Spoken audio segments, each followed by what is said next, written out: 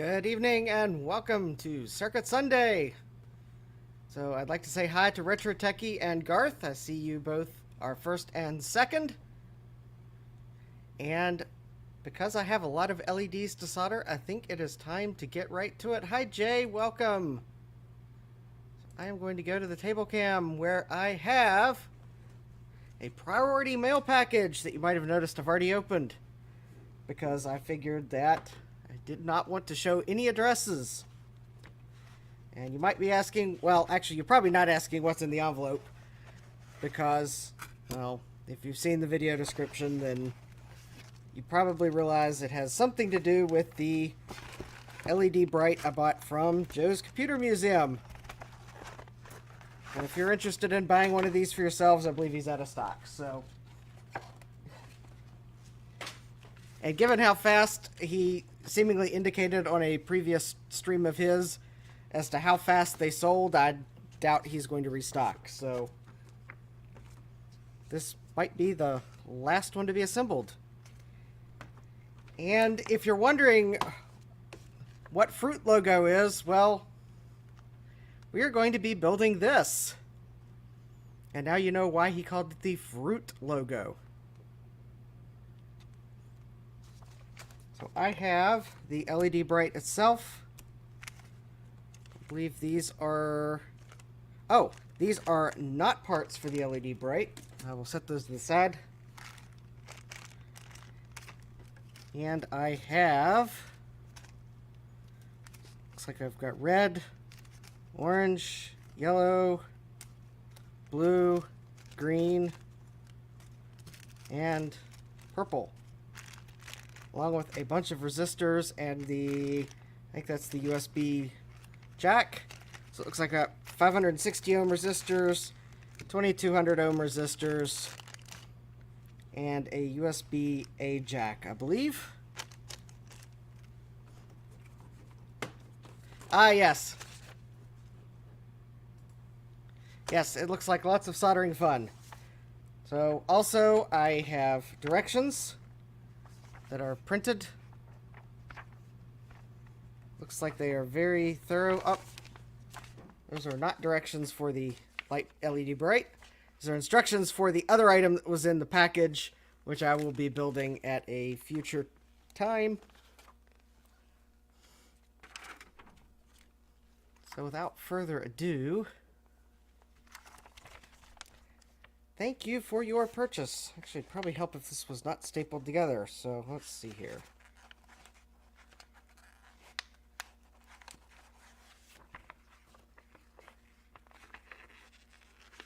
Alright, removing the staple so that I can more easily set the directions as I need them. Yes, thank you for your purchase. You've bought one of the coolest kits on the internet, the LEDBright Custom Retro Logo Sign. I hope you have as much fun building and admiring it as Alex and I did in designing it. Please take pride in your work as you build your new, easy-to-assemble kit, and it will give you years of enjoyment. We've got the safety notes and precautions. With a very important warning that the USB jack must be installed on the front of the board. Alright. The tools that I need are the soldering iron, which I already have preheated, solder, which is always on my workbench, flush cut snips, which seemingly are also always on my workbench, pliers, which happen to also already be on my workbench, a number 1 Phillips screwdriver,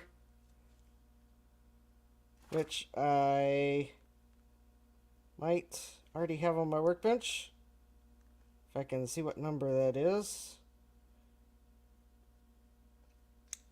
Well, it might be close enough. And a sharp knife or sandpaper. Well, I do believe I have a sharp knife on my workbench. I'm now looking to see if I have sandpaper somewhere close by, because I might actually prefer that to the sharp knife. Alright. Assembly instructions. Before you begin assembly, it's important that you examine the board and identify the features. Alright. let's examine the board, and I will even zoom in here a little bit and examine the features. The front of the board, well, first let me take the painter's tape off.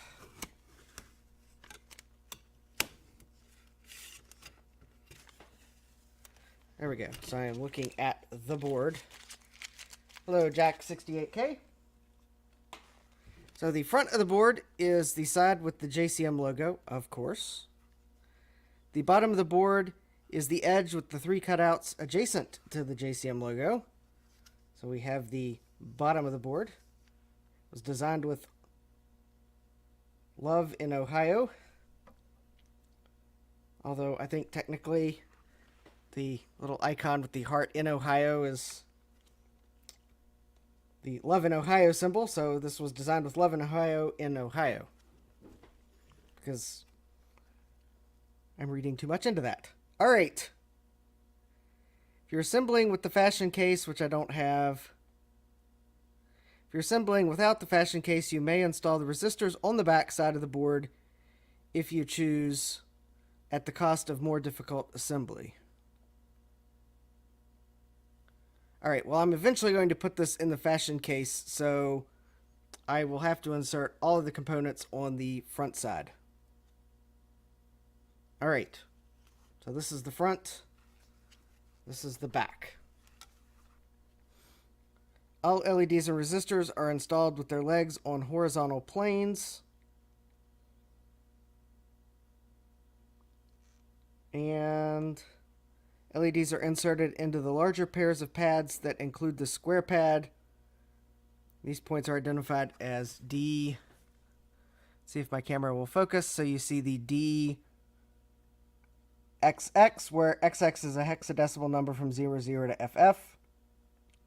Resistors are inserted into the smaller pair of pads below and to the left of each LED. These points are identified as RXX, where XX is a number from 0 to FF. And the LED and resistor identification numbers match, as shown here. So D37, well, in the picture, D37 is matched with R37. The instructions have a different pairing. And the triangular pieces are legs.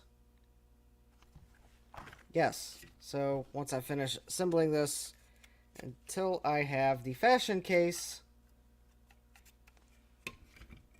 I will still be able to stand it up. I think Joe thought of everything. All right. Actually, that looks... Oh, he may have already detached the board for me, so I may not even need the... I was looking, there's no sharp edges on this. Cool. Alright. Also, Joe did give me a suggestion, which I don't know if it's mentioned in the directions. Joe mentioned that it also is handy to have a CR2032 battery, which I will ever so carefully extract from the packaging.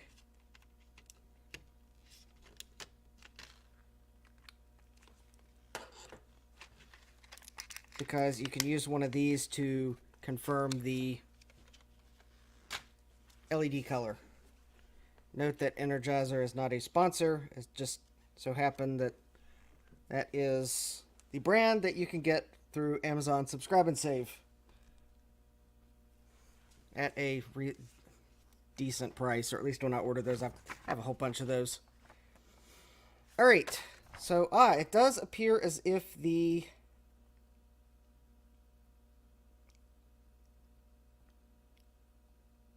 Alright.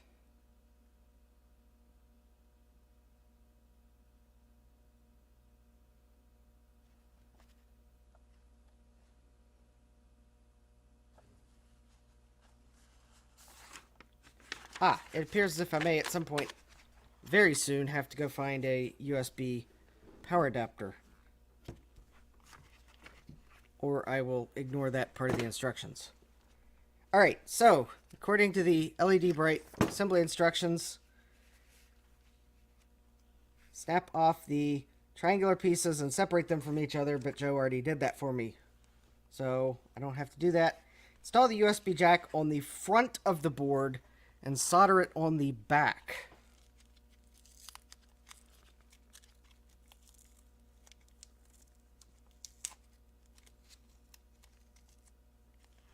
Alright, so it is a USB-B connector.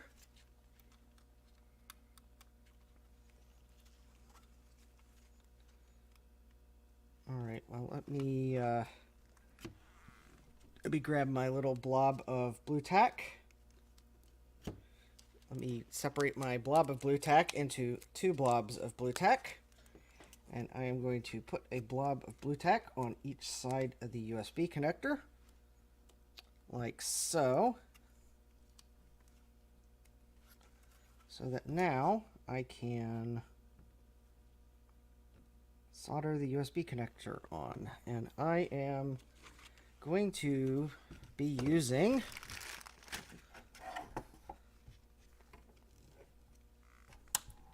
sample 88 to add just a little extra flux onto the board to make this go a whole lot smoother.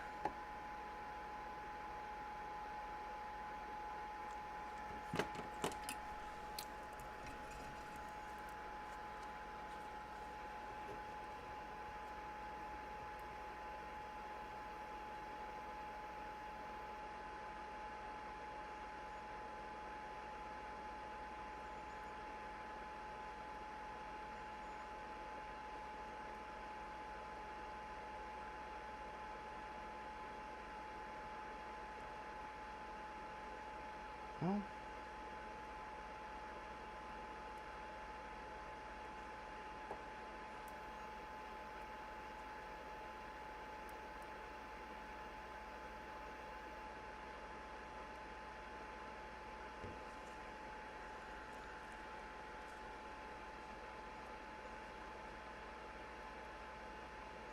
all right.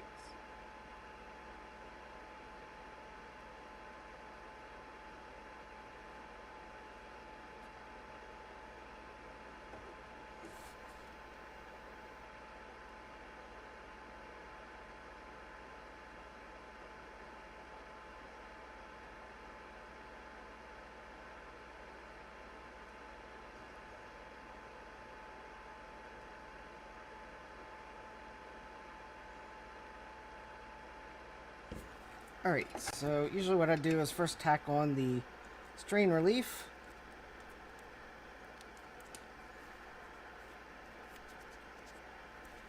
And then you'll see that I kind of blobbed the solder too much over on this one side, so let me clean that up just a little bit.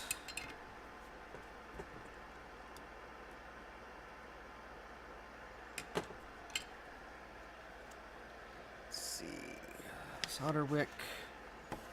Solder wick is probably not on my workbench. Actually,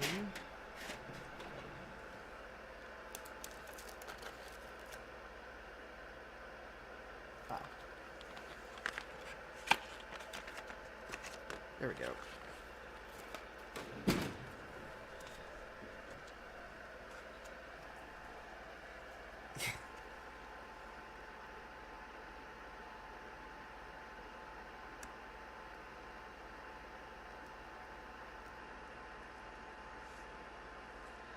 There we go.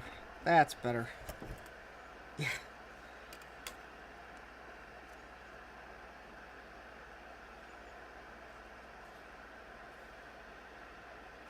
Alright, there we go. That looks better now that I got some of the excess off. Yeah.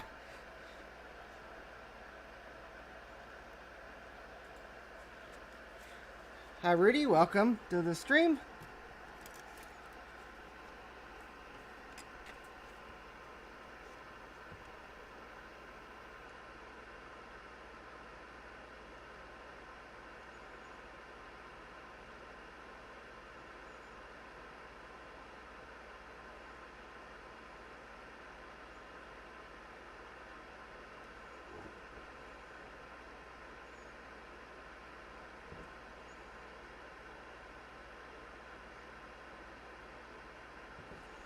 Alright, there we go. Looks like one very nicely connected USB connector without too much solder on either side, but it should give it a nice, strong connection. Because, yeah, the two bigger holes are well, they act as the strain relief, so I want to make sure they were well attached, but without a unnecessarily huge, large blob of solder. All right.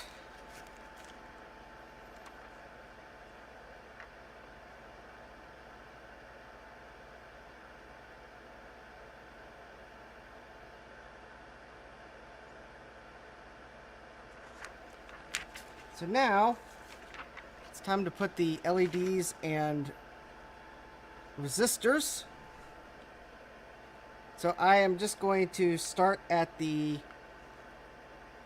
start at the top and work my way down to the bottom. Seems to make the most sense. Or I could start at the bottom and work my way up, but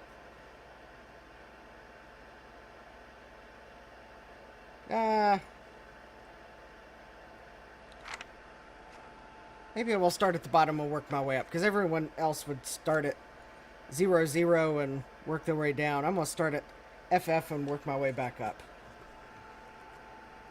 Partially because the USB connector is on the board. So, alright. So the first color I'm going to start is with blue. So there's the blue LEDs. The blue LEDs use the 2200 ohm resistors. And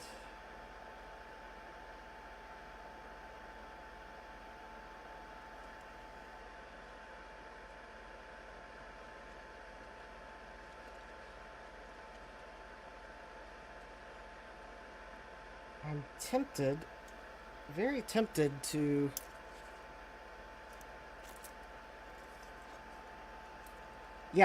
I'd like yes, that is a cool feature.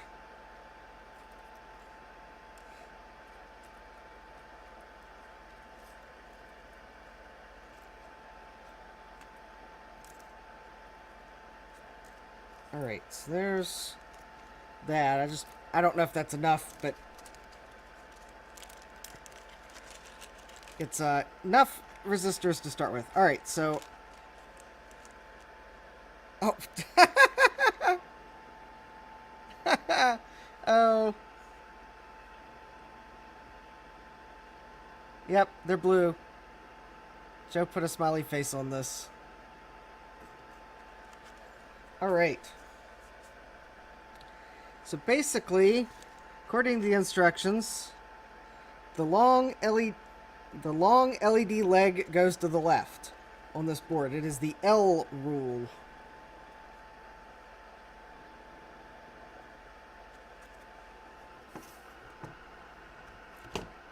There we go. My fan was causing a vibration. Alright, so the first LED I'm going to insert is going to be into C, or looks like that's going to be FC.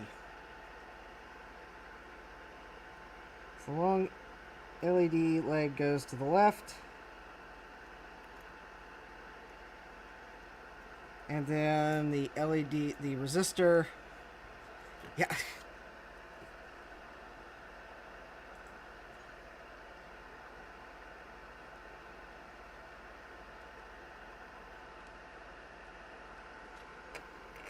I think the resistor should go in about like this.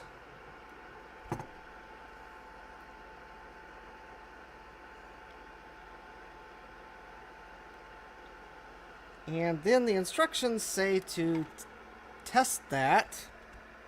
And that is where I don't know if I have an appropriate USB power adapter. Although with only one LED on the board, I could probably get away with using my computer's USB power. But I know another trick to check that you're using a blue LED, which is I suspect why Joe has this instruction here, is that you can use a CR2032 battery, and you can do that. So maybe that's what I'll do. So anyways, the long leg is the positive, so if you put the long leg on the positive, the short leg on the negative. And the nice thing about these CR2032 batteries is I don't need a current limiting resistor because the battery itself is limiting current. It can only put out so much. So you can test these and make sure it's blue. So therefore, I will double check that is a blue LED. It is. So I will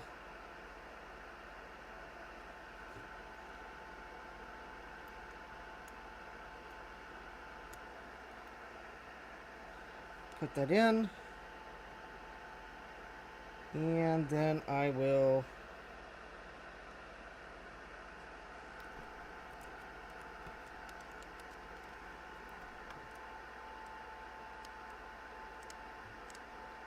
put a little blue tack on the side to hold it in place, and then go ahead and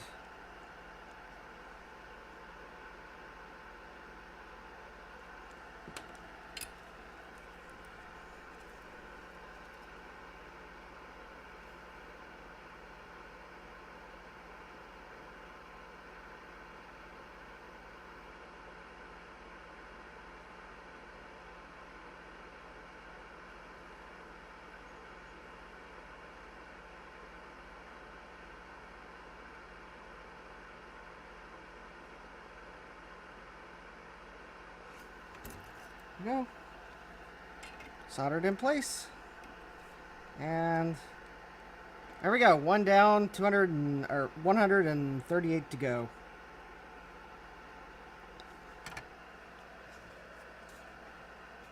So I will just do that with the remaining blue ones. Just double check that it actually is a blue one. So let's see. There are 3 of these.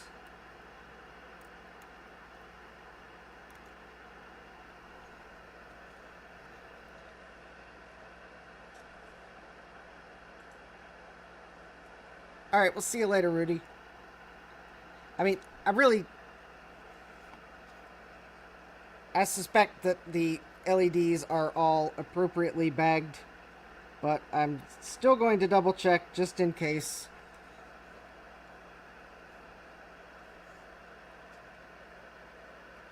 For example, they got mixed up somehow.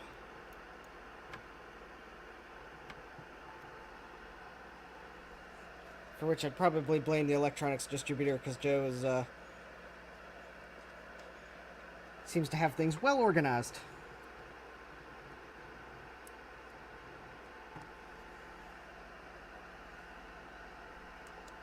Alright. I will blue tack the LEDs kind of gently, and blue tack the resistors.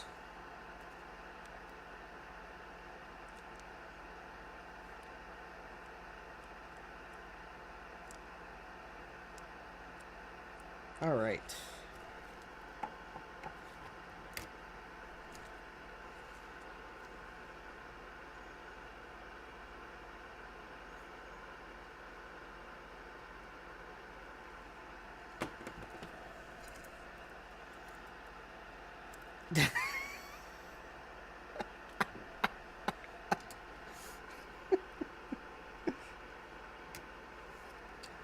Oh, Jay.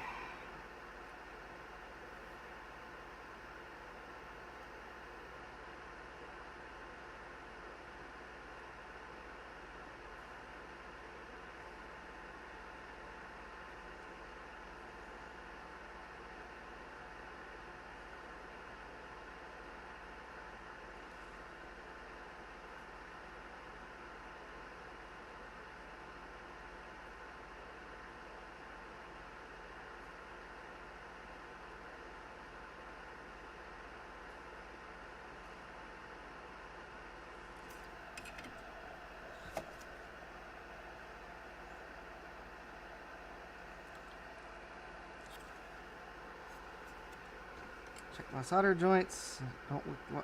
Don't like the way one of them looks, so I'm going to, there we go, heat it and let the solder flow. There we go. Oh, it's better.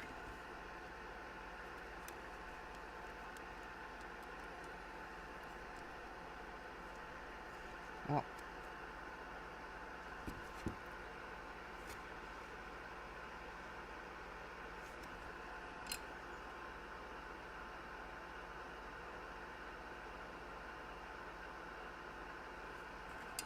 all right. I guess it'd probably help to periodically clip the leads.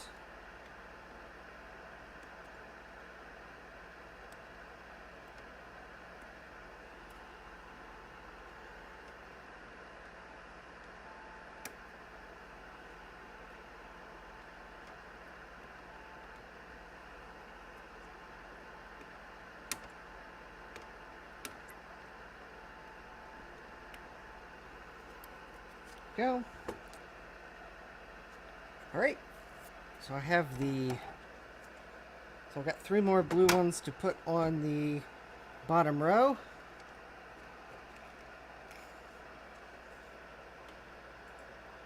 So that's 1 blue one.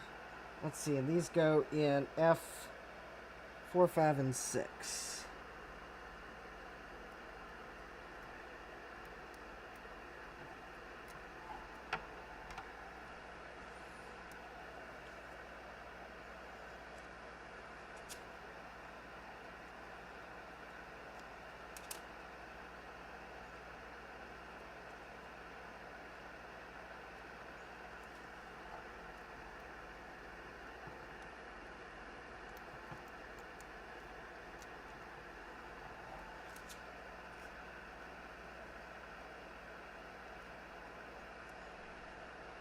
Right.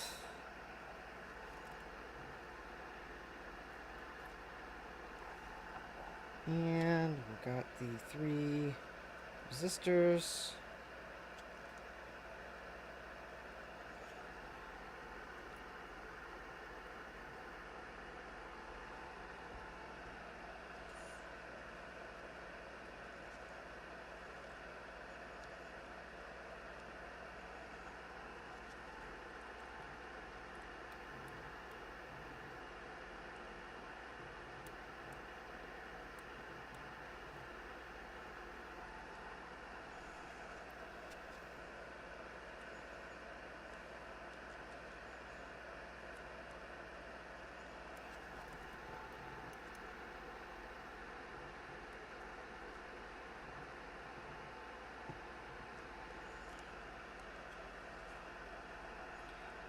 All right.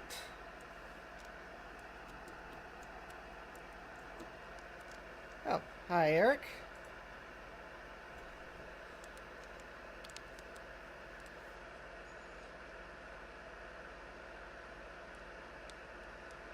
Well, when you add the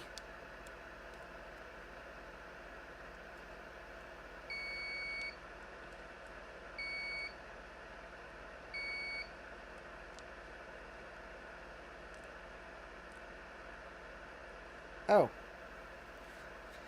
Apparently my solder station knows when I haven't picked up the iron in several minutes. Okay. Well, I will have to figure out how to turn off the unnecessary beep to warn me of that.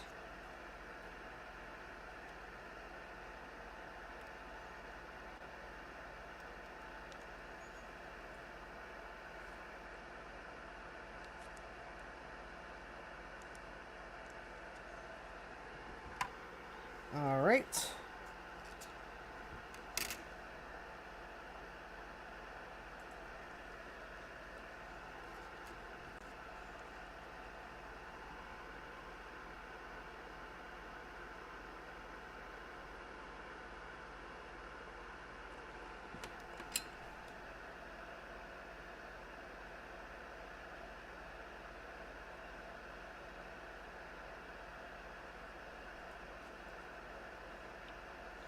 Oh.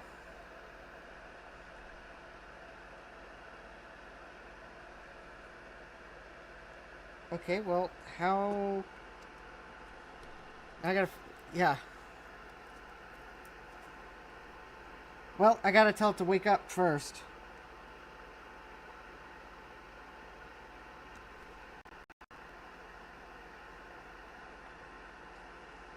Hello?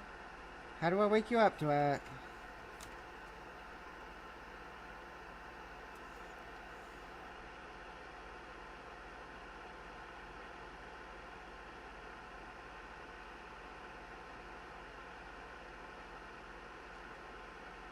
Yeah, I think most of those have a switch or something in the holder.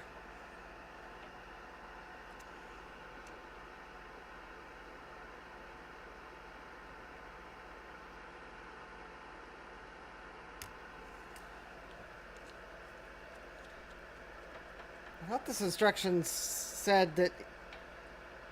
I thought I saw something about it waking up when you shake the iron, but... That's not working.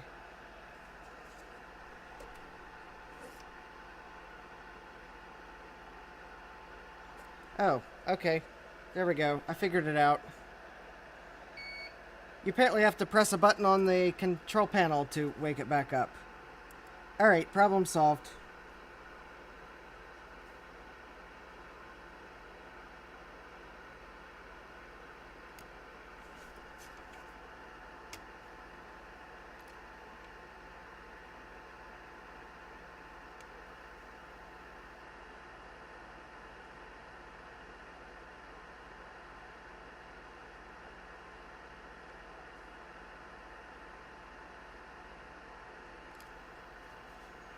Well,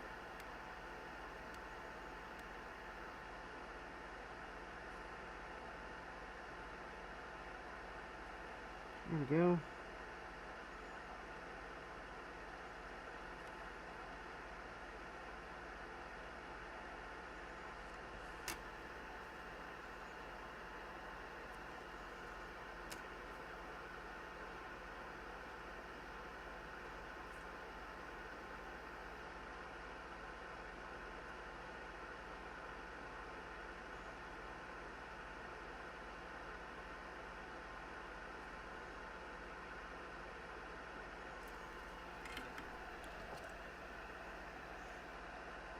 Alright, I think that looks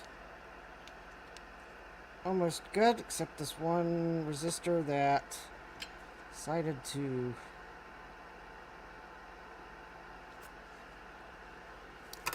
Alright, I'll have to fix it.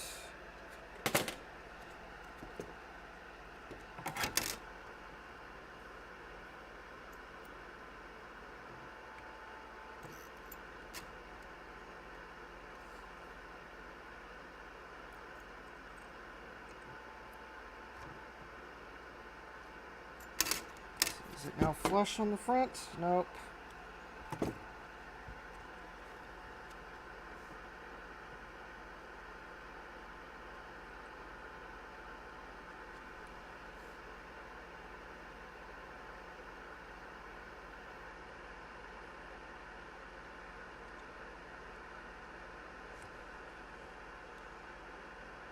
Alright. Let's try this.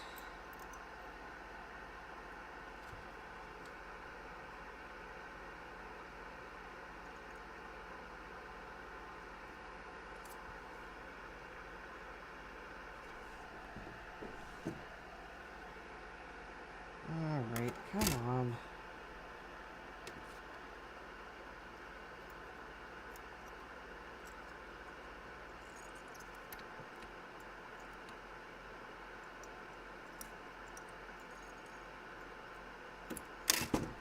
That should be... There we go. That's better. I'm just trying to make sure it's not... that it was flush enough so that when I print the fashion cover that the resistor is not in the way.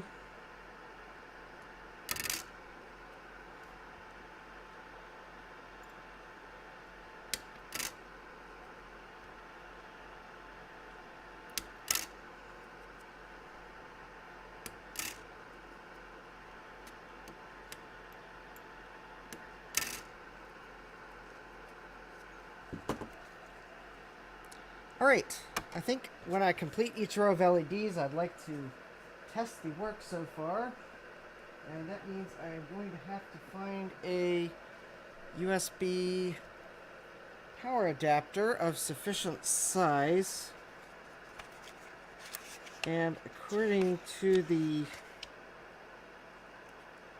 instructions,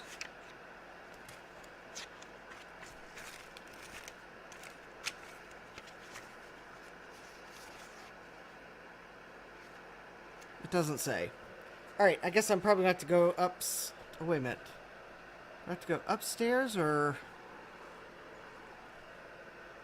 I'm trying to remember where my USB charger is. It actually might be plugged in back behind my desk. Oh, actually, I think it is. But what am I powering it with? Powering with it. I don't know. All right. Well, let me walk back to the shelf, grab the USB cable that I know is back here.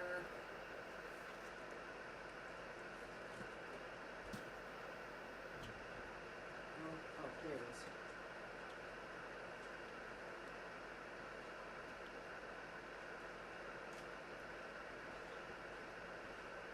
Oh, okay. I can borrow that.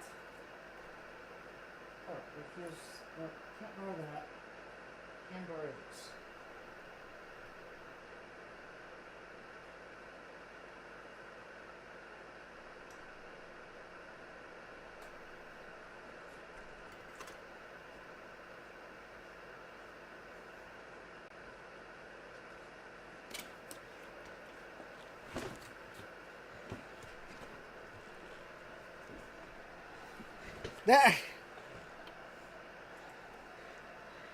Well, I was tempted to do that, but then I thought it would be a good way to just double check.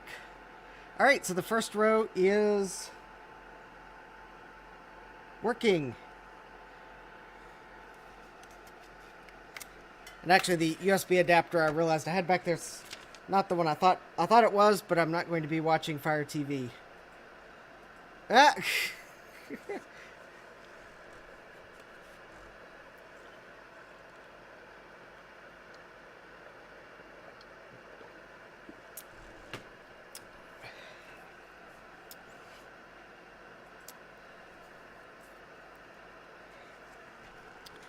Well, but Jay, if it's in a box, do you even have an LEDBright?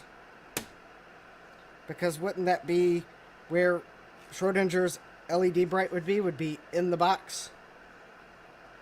Possibly beside Schrodinger's cat? Which it seems to me, if there was a cat trapped in the box, it would be obvious you had a cat trapped in the box, but... Because it seems to me the moment the cat got bored of being in the box, it would make a racket to get out. But then again, maybe that's too much analyzing the Schrodinger's cat problem. Hi, Dave. Welcome.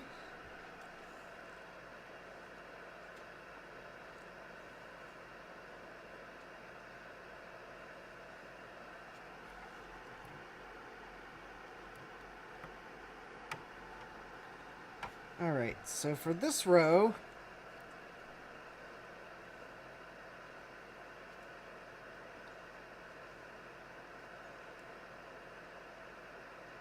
all of the LEDs are contiguous.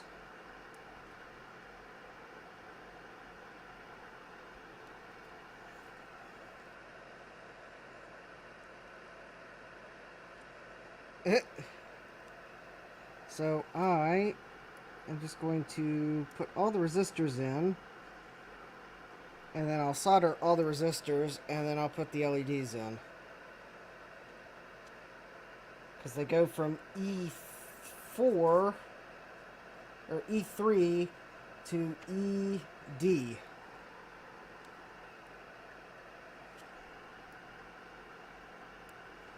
And then that will conclude the blue LEDs.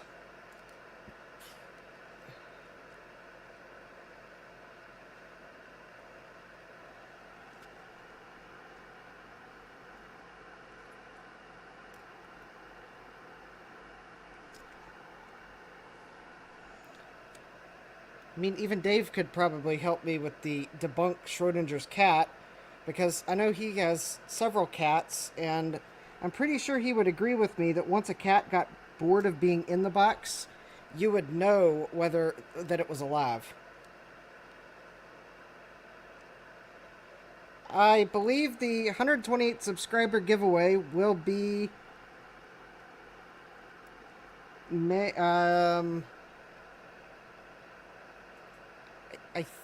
I was thinking it'd be May 1st at 8 p.m. Eastern.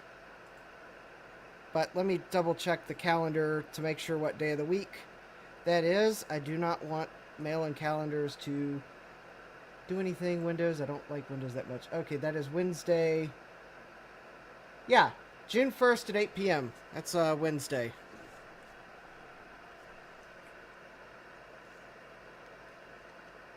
In fact, I'll probably go ahead and schedule it when I remember. Let's see here. So I need 2 more. Yep, June 1st, 8 p.m. Eastern.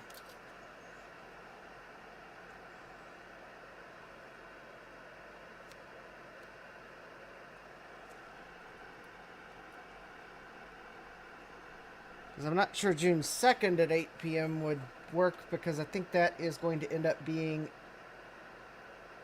Oh, wait, no. That... Yeah, June 1st at 8 p.m., although fallback would be...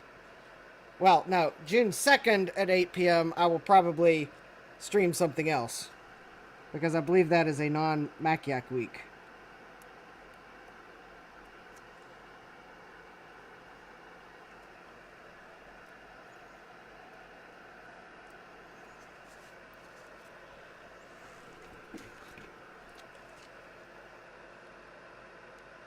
Although I could have my Maciac weeks wrong.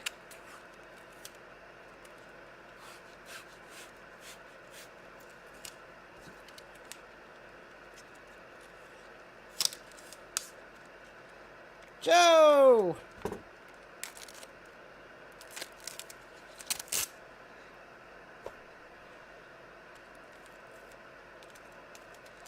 No, it will not be a rigged drawing. In fact, I believe I figured out why my 64 subscriber giveaway drawing had the technical difficulties of not seeing all of the entries. I believe I should have taken care of that on the 128 giveaway drawing. And let's just say I might someday soon be making an announcement about the...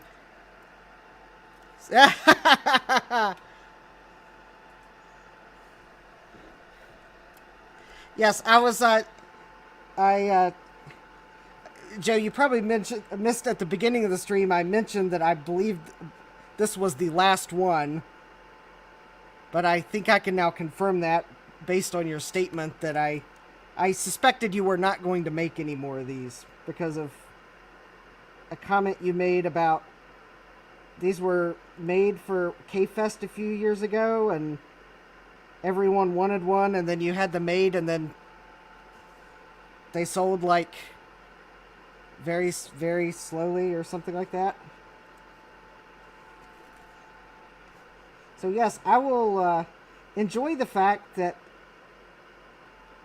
the last LEDBright ever is a fruit logo LEDBright. Which maybe that's appropriate because I believe the first one ever was a fruit logo one too, if I'm not mistaken based on the story behind development.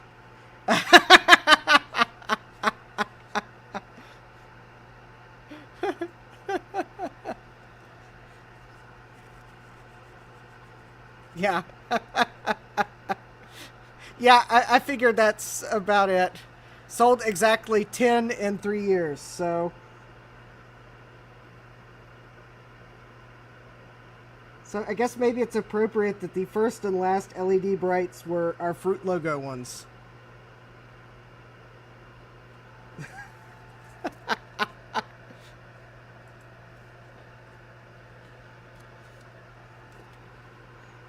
Well, Joe, I have a very special place in mind for this one, so stay tuned.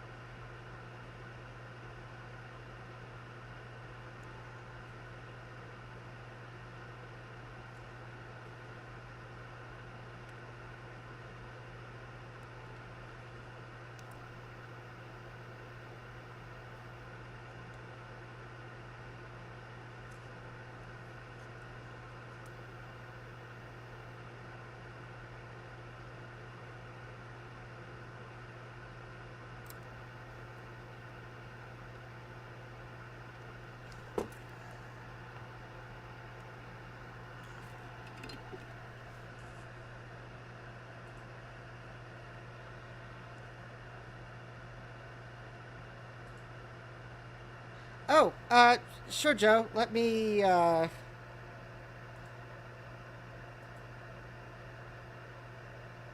let me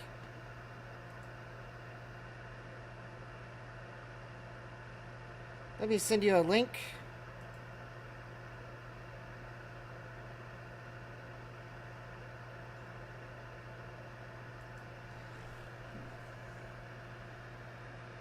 All right, hold on. Let me first install Discord, or at least bring up Discord on the web. Let's see here. Open Discord in my browser. Enter a username. I think that's my username. Certify that I'm a human. Please click each image containing a motor bus. Oh, God.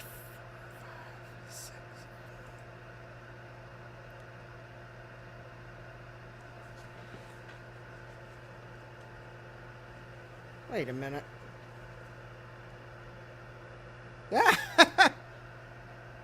Wait a minute. That is not my Discord account. Open Discord. Just let me log in with an email address, Discord.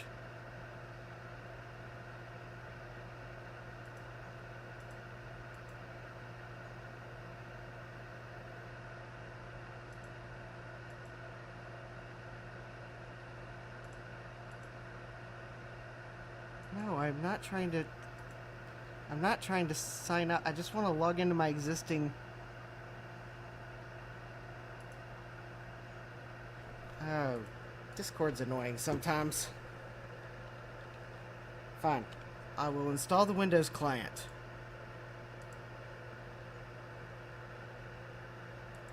The Windows client will let me sign in the right way.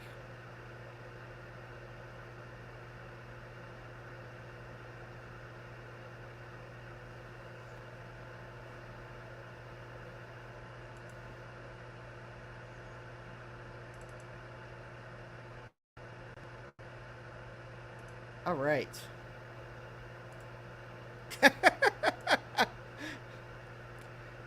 Yeah, I'm trying to get Discord up, but they're making me jump through hoops. No, I do not want to create a new Discord account. I want to sign in to my current account.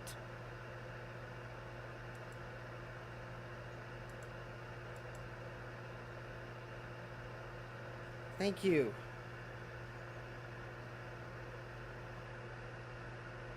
Scan QR code.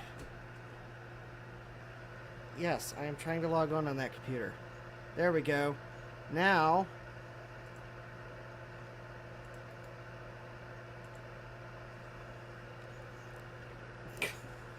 Okay.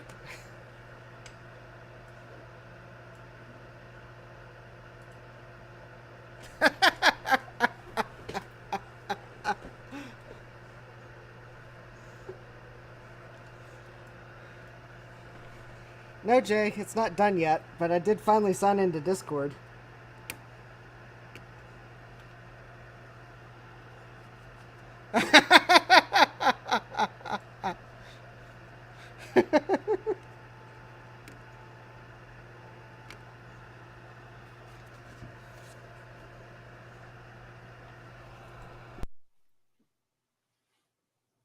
Hi!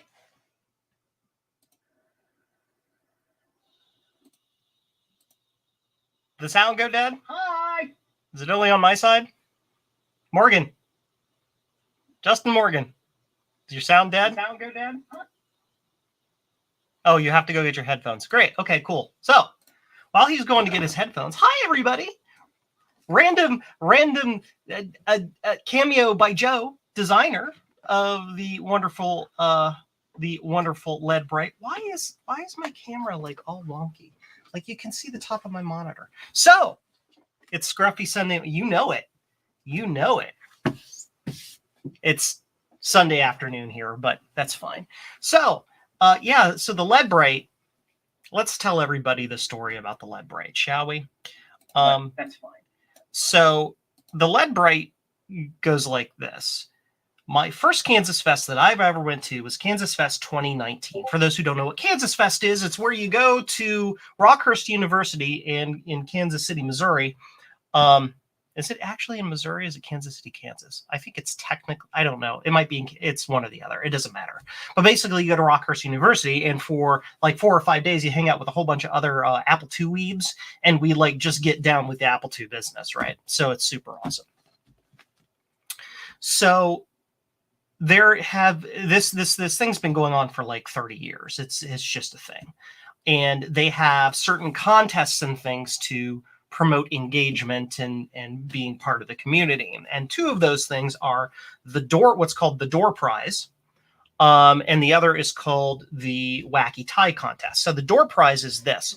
You decorate your door in the dorm that you stay in. Basically, it's dorm life. For a week, you're just living in a dorm, hanging out with a whole bunch of people, right?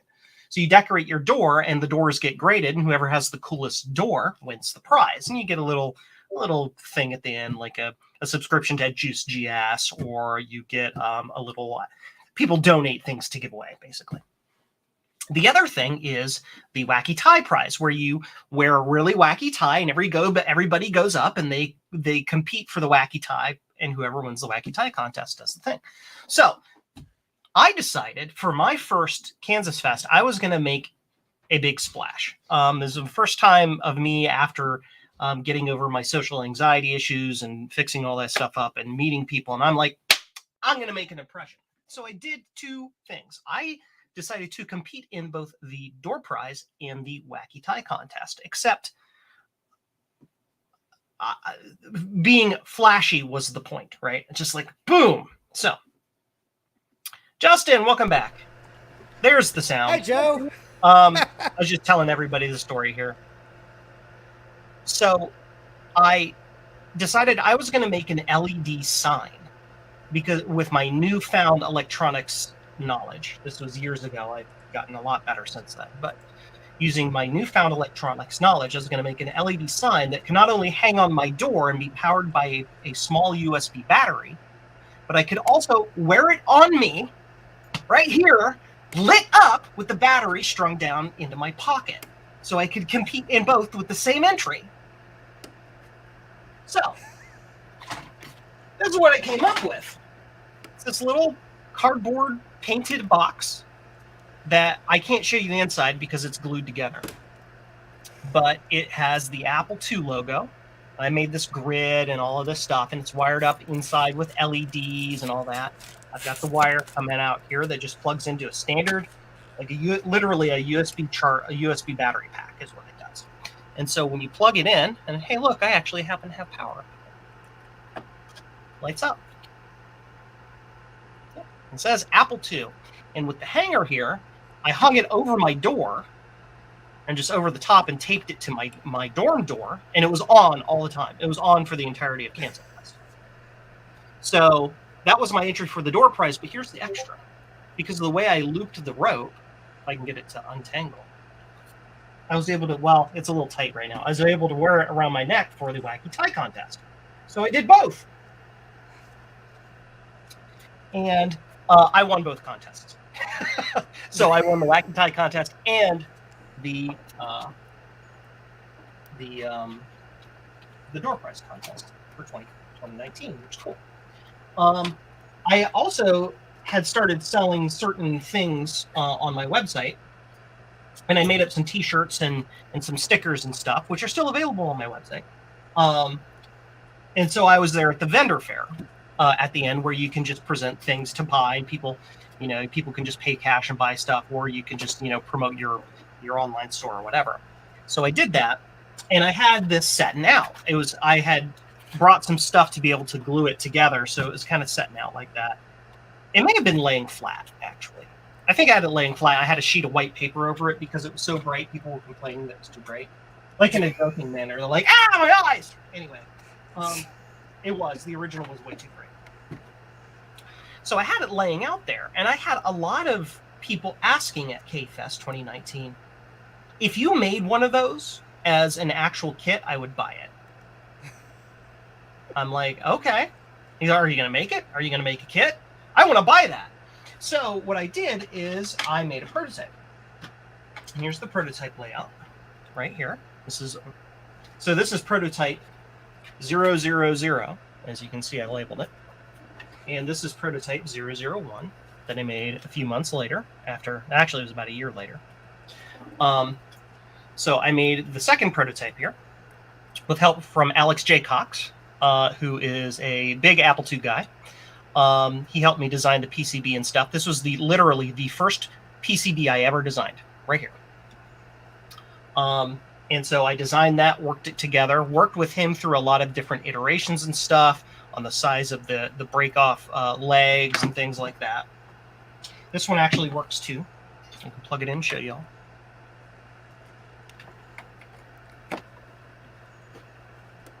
That one works too. No problemo. I also use this version as you can see, it's not quite as brilliant. I played around and tweaked with the resistor values to make it not quite so brilliantly crazy. And as I was working with this, Alex J. Cox is like, Joe, I have a 3D printer, and I'm really good at 3D design, which he is, by the way. He's a freaking master at it. So he's like, if you give me one of these, give me one of your LEDBrights, one of your first runs, I'll design you a case. And I'm like, deal! So then he designed this 3D case. And this is the one you see in the background of all of my videos. This is unit number 1. This is the very first production unit. It's designed by, again, the case is designed by Alex J. Cox. And this unit here is one I printed. This is the one I printed here at home, I believe. But it's designed to kind of look like a Mac, and it's got the JCM logo down here. And he designed the little floppy thing in here. Guy's a master. He's a master at doing this. But he helped design this for me. And of course, he got one run, and then these sold on my website for a while, and now I'm all out. As you can see, I changed the LED, the purple LEDs here too, to a deep pink, which actually looks purple, so it looks better.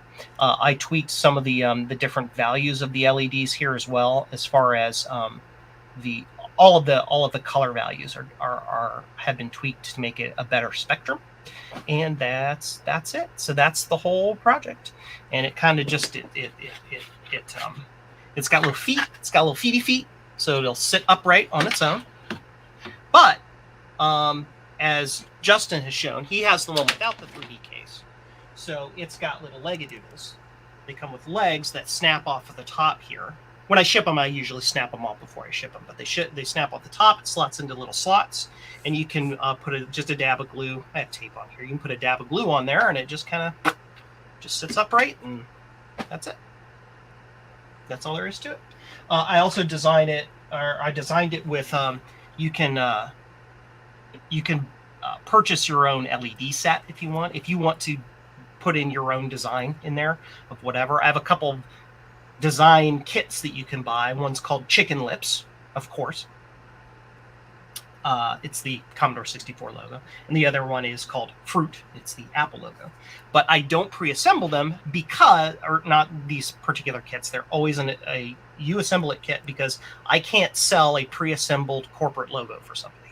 But I can sell you a particular count of resistors and LEDs that will equal that value if you want to assemble it that way. But because it can be assembled in any way you want, you know, I'm trying very hard not to piss off Apple.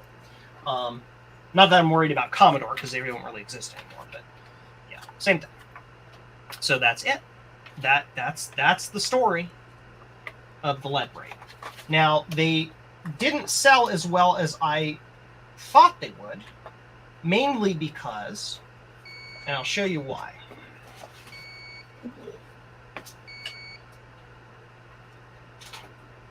You got things out here like this.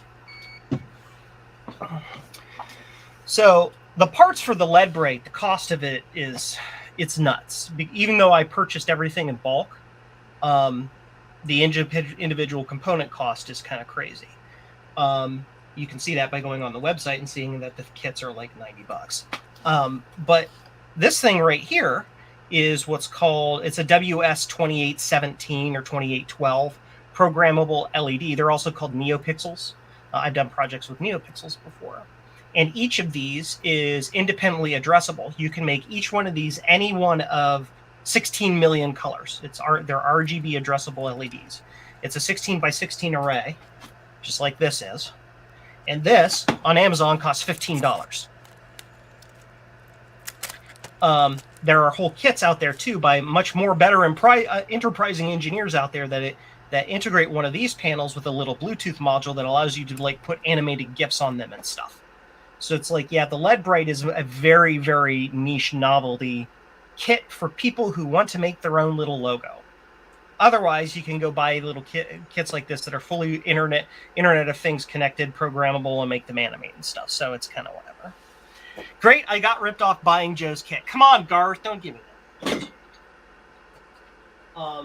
So I, for a while, contemplated using those little arrays in bulk and making my own version of it, but you can, like, I would be competing against mass market Chinese products.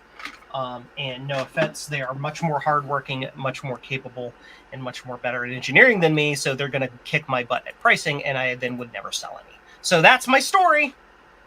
That's it. Mm-hmm.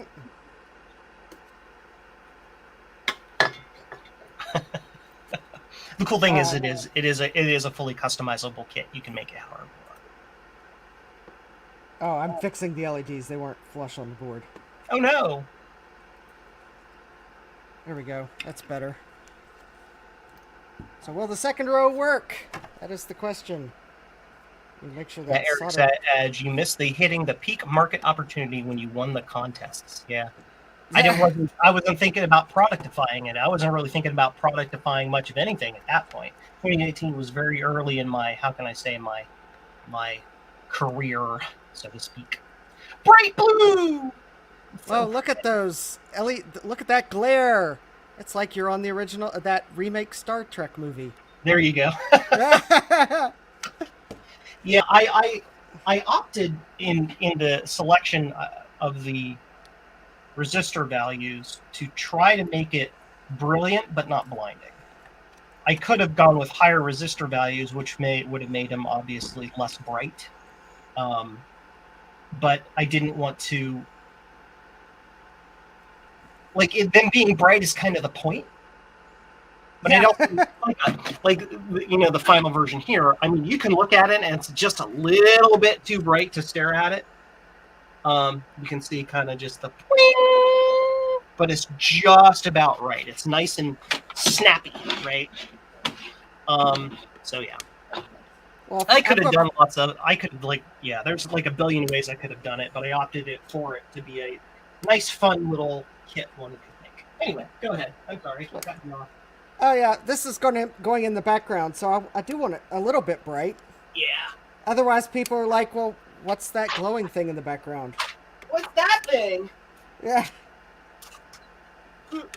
Putting away my prototypes.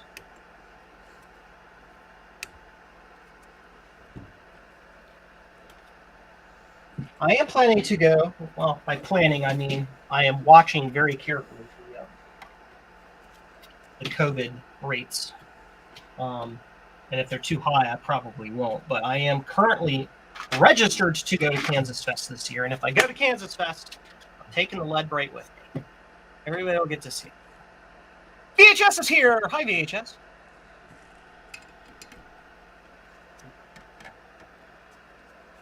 Yeah, Garth, I love reflecting mine off of a perpendicular wall. Yes, it just kind of hides in the background. Javier does that too. It just hides in the background, and it's just this rainbow splash in the background, and it's perfect for that kind of thing. Mine, I have it far enough back here, and I can, because I have the 3D kit, I can tilt it, and it does that lenticular kind of shading effect, so I can reduce the brightness like that, and it's not too crazy.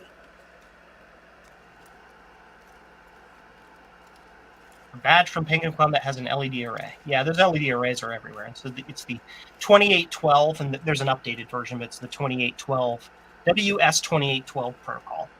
The each LED has a little chip in it, and it's basically like SPI or I2C. You program them serially as a whole array, and then you send a final command that will cause them all to have whatever they were programmed.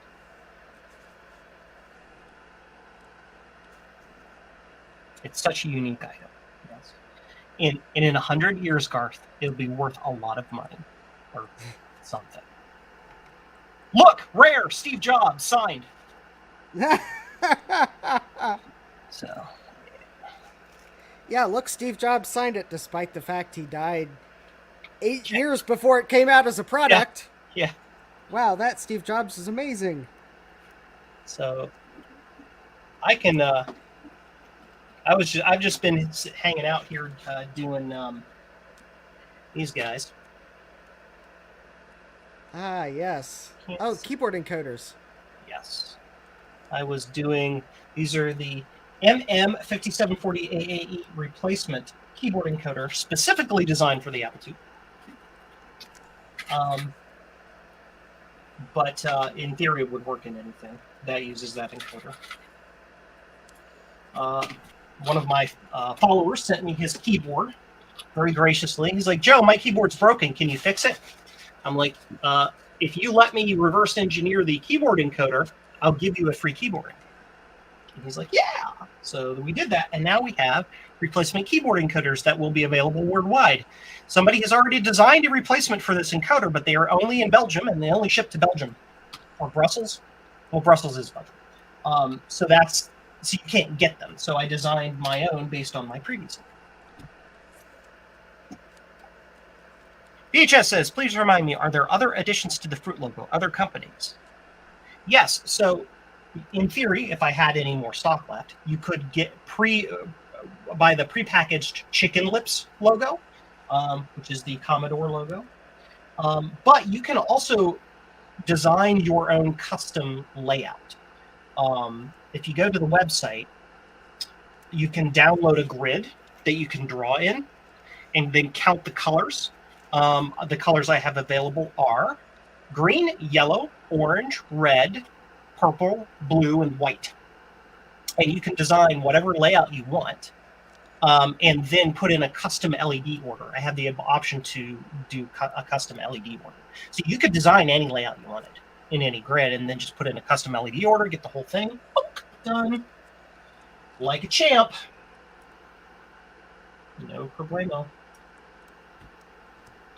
Can I switch my camera?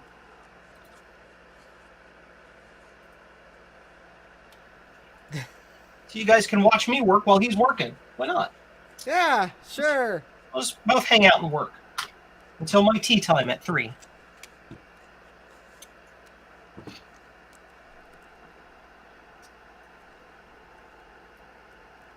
Yep, I am now on the row of purple. Purple, pink. Technically speaking, they're Technically, it's pink. Yes. The first couple of I actually bought true purple LEDs. They weren't quite ultraviolet, but they looked weird. They didn't glow properly. So I switched to a pink LED, and it works really well. Well, you did mark the bag PU for purple. Yes. Probably because... Well, that's what people are expecting it as, but on a super technical level, they're pink. They're like a phosphored ultraviolet that it converts the ultraviolet into a color, so it's kind of pinky. Yeah. But it just looks better. When you look at the spectrum, it looks purple. So yeah, that's the trick with those purple ones. They're like hyper purple. Yeah. They're basically ultraviolet. You're just like right on the edge of ultraviolet, and so they look they look surreal. They don't look real because your eyes don't know how to deal with the wavelength that they're getting. Yeah. Yeah. So, yep, the pink is definitely a better choice, especially when you're thinking fruit logo. Fruit. F-R-O-O-T. F-R-O-O-T. Can I switch to that camera? Yeah. Cool. And yes, on an unrelated note, I just thought of my live streams that the YouTube mistakenly took down are back up. Yay. Why did they take them down? Did you ever get an answer? I think one of their moderation bots went crazy because it was like, I think they had a bug in their system where it's like all the live streams that started or ended or were, even if you modified the description starting at a certain time on Thursday, they were all getting marked as violations and marked private. Well, great. Glad I didn't do a live stream. Yeah. So they had to go fix it. I don't know how many people complaining on Twitter it took for them to actually realize that they were flagging legitimate streams as being spam and marking them private. And you couldn't even appeal it because I guess whatever went wrong, the appeal option was not available on the video. But I do know that some of the live streams, according to what I've read on Twitter, that got marked as private and spam was someone was doing a tornado warning live stream. Or at least that's what their Twitter message said. So I don't know where the tornado was, though, but... You got to be careful with that because depending on how the recordings and people are playing it and whatever, it can actually be picked up, rebroadcast, and set off tornado warnings in areas where there isn't a tornado warning. Ah, yeah, that is true. So that might have been what it was, and they just did some sort of emergency flag. Yeah, it is very possible that they... Because they haven't explained what exactly went wrong, but maybe they had a problem with some type of live stream, and yeah, they just had to resort to flagging everything and then go back and fix it later. But yeah, who knows? But yeah, I do know that it just popped into my head. It might not have anything to do with that, but I know that you can't rebroadcast recorded emergency broadcast messages, emergency action messages, because it contains the little data barf, that beep beep noise. Oh yeah, it actually contains real data about this and that and the other. So if you rebroadcast it, you can actually accidentally set off, because of the way it's designed. You have master TV stations and radio stations that will transmit, and then other ones listen to that for those transmissions, and then turn on their own EBS. So if you're a master station, you happen to transmit noise, you'll accidentally set off tornado warnings on other stations. So you can't do that. So it might have been related to that if it was a tornado warning. That's just a random thought. That's just Joe's random brain doing stuff. So. Yeah.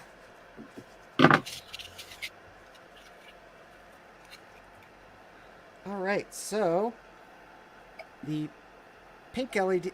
Oh yeah, that definitely looks. Yeah, it's pinky, right? It's pink, but it looks right. It looks right. Yeah. Eric is asking. I'm sorry. Go ahead. I grabbed. I brought a battery down just so I could. Oh yeah. Check LEDs. Yep. I believe I sent you a couple extra of each color just in case. I try to do that. If I didn't, and you got one that dies, let me know. Eric's asking, is there a Discord OBS plugin for video audio, or is it just a desktop capture? I'm not sure what you're talking about. And you're talking about how my stream is here? If you're talking about that, it's because Justin is using StreamYard, and he just invited me as a guest, so it shows my audio and video.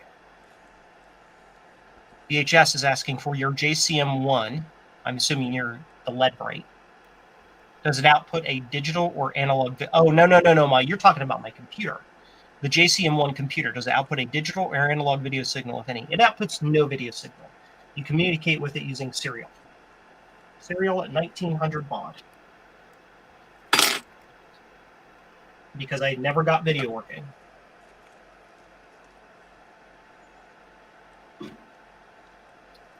Oh, VHS, you were looking for Amiga 500 keyboards?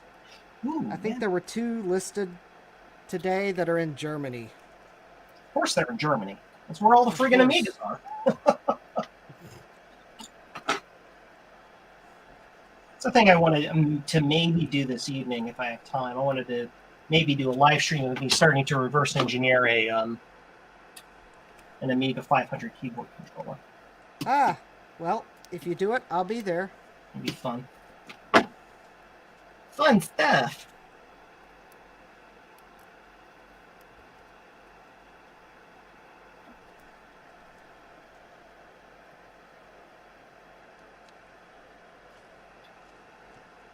Oh, come on. You can do it. The hole is your home. Are you too good for your home?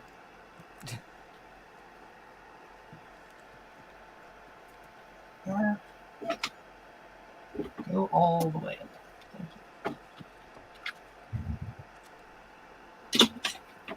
Pins. And this one is almost done.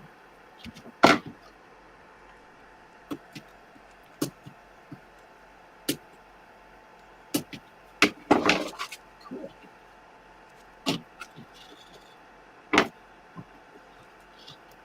Check this out. Let's make sure the pins are all good. That one's a little short. It's the 3rd resistor pin. There we go. The first row of purple is in. Purple.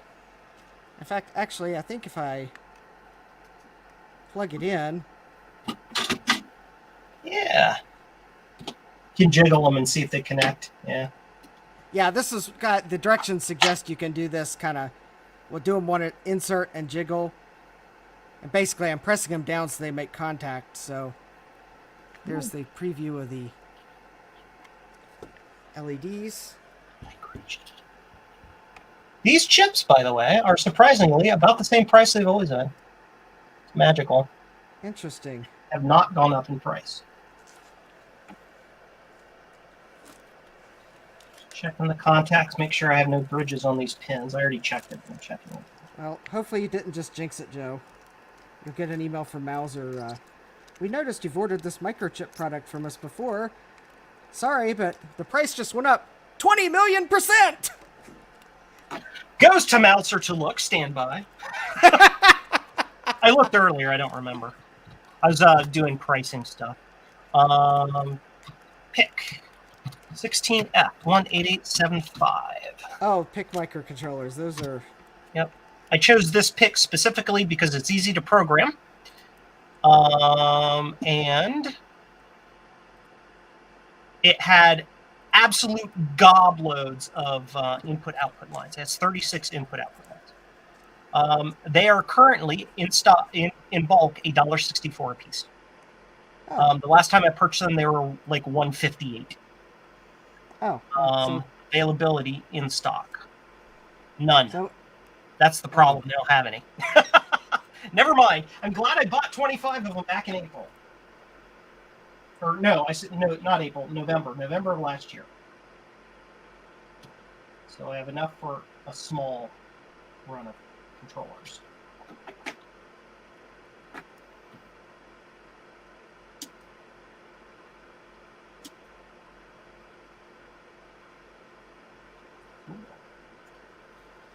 And now, because I made a mistake on my PCB, my original PCB, I have to put 2 bodge wires on it. That's fine. Crap happens.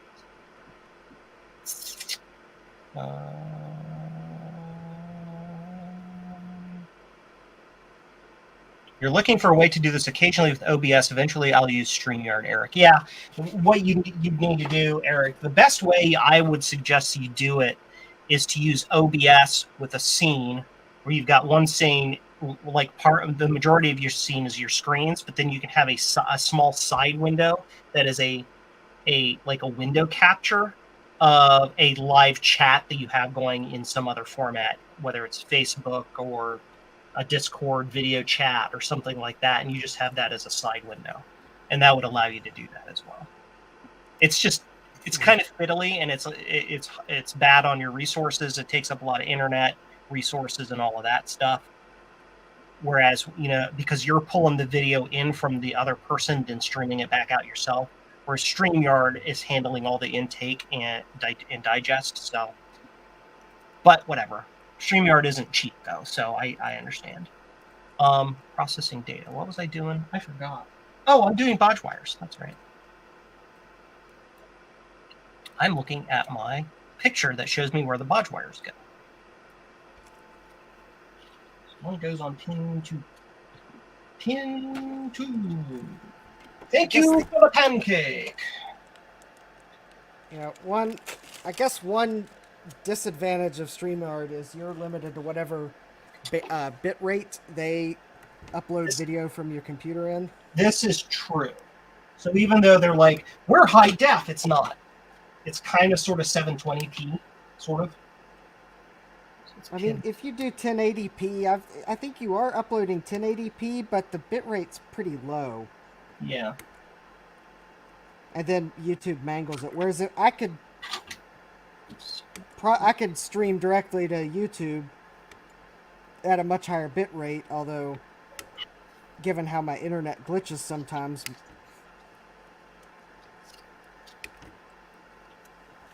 yeah, maybe using StreamYard's better because at least it's a low enough bit rate it usually works. Alright, so there we go. Yeah! First row of purple. Yay! Purple! Alright, so now the second row of purple goes from C2 to CE. So it should be one more on each side.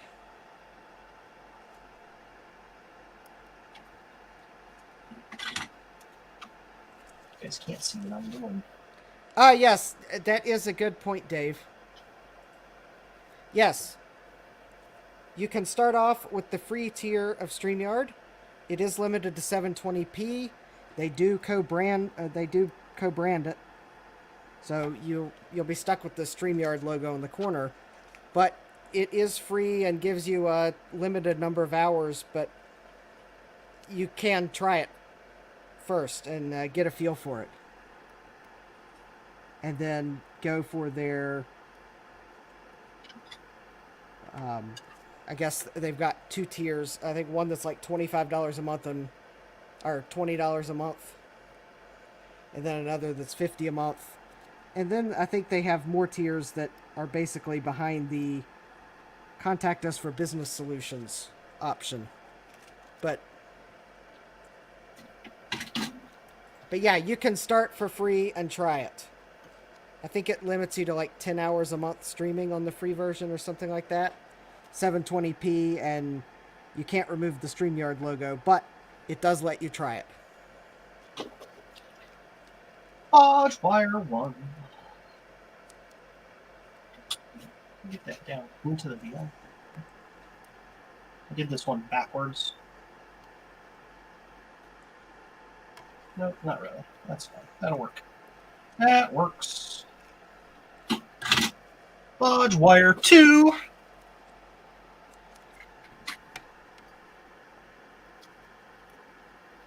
So at the moment, I'm actually paying for the professional so I can stream at 1080p for whatever that's worth. and I can actually download the separate audio files for guests. So if I wanted to go back and, because actually what I do is I'm using, as you might be able to tell from my stream, I'm using OBS Studio and the virtual camera. And I'm actually, what I do, when as long as I remember to do it, I actually record what I record in OBS Studio, what I'm doing. Now, granted, when I do that, it won't include if I have guests. It would not include the video or audio from that, because OBS Studio is only able to record what's on my computer, and it's actually using a different microphone than the one I've got StreamYard connected to. But I actually do record the video as like a backup, and then I can actually download the video from StreamYard that would include what you're seeing, and I can actually, with the professional one, download the separated audio files. So my audio would be separated from Joe's audio, and then if I needed to go back and say I want to include a clip from a live stream, I can use that, because I actually periodically I'll download StreamYard's files just to create a backup copy, and I stash away my OBS recording on my NAS because they're actually pretty large. And then if I ever create a scripted video and I want to go take a clip from a live stream, I've got all that, and I could actually take the video from OBS Studio if it's something that I was doing myself, which is in a higher, because OBS Studio is actually recording at like 16 megabits, whereas StreamYard I think is only about 2 or 3 megabits. Yeah. So I could actually include the higher quality video, the audio from StreamYard, because the audio from StreamYard is actually better than what OBS Studio is capturing, because of the second microphone is just the one on my camcorder. But that's enough audio that with Premiere Pro, I could actually synchronize all the video tracks with the backup audio that's captured by the camcorder to the audio from StreamYard, and I could actually, in a scripted video, have a higher quality snip of a live stream if needed. And yes, at some point I'll need larger drives for my NAS, but luckily I'm not there yet. And Joe, if your tea time was at 3 o'clock, it is now like 3:04. That's fine. I just wanted to finish this one thing while I was on stream. Okay. Yeah. Sure. It's almost done. Yeah, I just wanted to make sure if it was like your tea time was like a TEE time. Oh, no, TEA. That's what I figured. But afternoon tea, yes. Well, I wouldn't want you to be too late for that too, but yeah, that probably has a little bit more of a grace period than a TEE time. It does. Yeah, it's a little weekend tradition I do.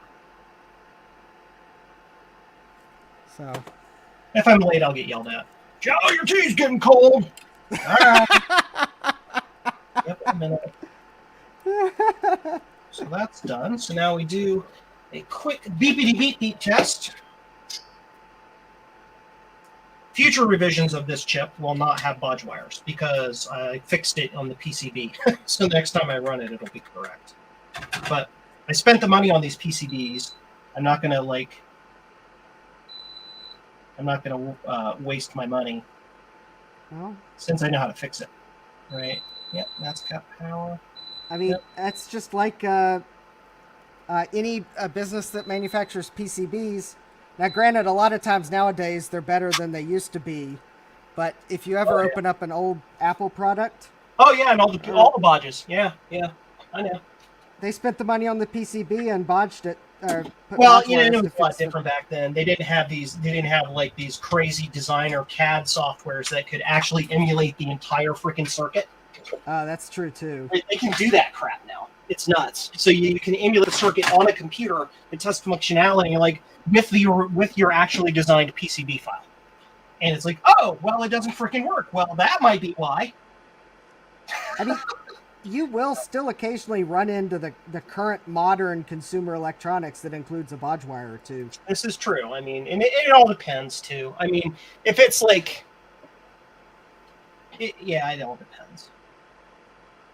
Because sometimes you'll run PCBs and they might be making a gamble that it's going to pass compliance or something, and then lo and behold, they need to add a wire or two to fix a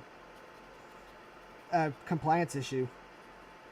And that, so Yep. you will still occasionally run into it, but yeah, not as often now as No. it used to be. So I guess if you get one of these keyboard encoders that Joe's added bodge wires, it's a special edition. There you go. First run. First run special edition. In fact, maybe Joe will autograph it for you. It's the personally modified by Joe. Yeah, if you yell at me, I'll put my initials on it. There's not enough space. I can put my initials on it. Oh, yeah. That is a good point. It is just the little keyboard encoder. Did I put my initials on your board? I swear that because it was the last one, I put a JS on it somewhere. Not that I see. I didn't? Oh, now you didn't. I'll bet you I was thinking about it, got distracted while packing it, and forgot to do it. Well, maybe it's just as well you didn't, because I'm using that flux, and I'm probably going to run it through the ultrasonic cleaner. Gotcha. And that would have wiped off your JS. But I'm actually tempted to order the case for this. Sure. So you can initial that. How about that? Sure. Sounds like a plan. Because I was actually somewhat tempted, if you could do it, of getting this printed in that platinum color. Yeah, I can do that. It'll cost a little bit more because the filament's freaking expensive. It's like 4 times more expensive than regular filament, but yeah, I can do it. All right. Well, I'll get with you later on how much extra it'll cost, and yeah, it won't be it won't be a lot extra compared to the total price because the majority of the price is printer time. Ah, okay. Because I calculate my prints based on what the known or the the advertised lifetime of my printer is divided by hours, minutes, and blah blah blah blah. Okay. Oh yeah, in that case, because I thought it'd be cool to have the platinum colored fruit logo case. Yeah, I can do that. No problemo, sir. There we go. That's nice. Clean PCB. Now we get to test it. And no, I got to program it first. Yeah, it's got to not be blank. That's kind of a thing. that right off. Oh, sorry about that. That's my air compressor. I have found that non-blank microcontrollers are usually more effective at running code. Yeah, they kind of have to have something to know what to do, right? So,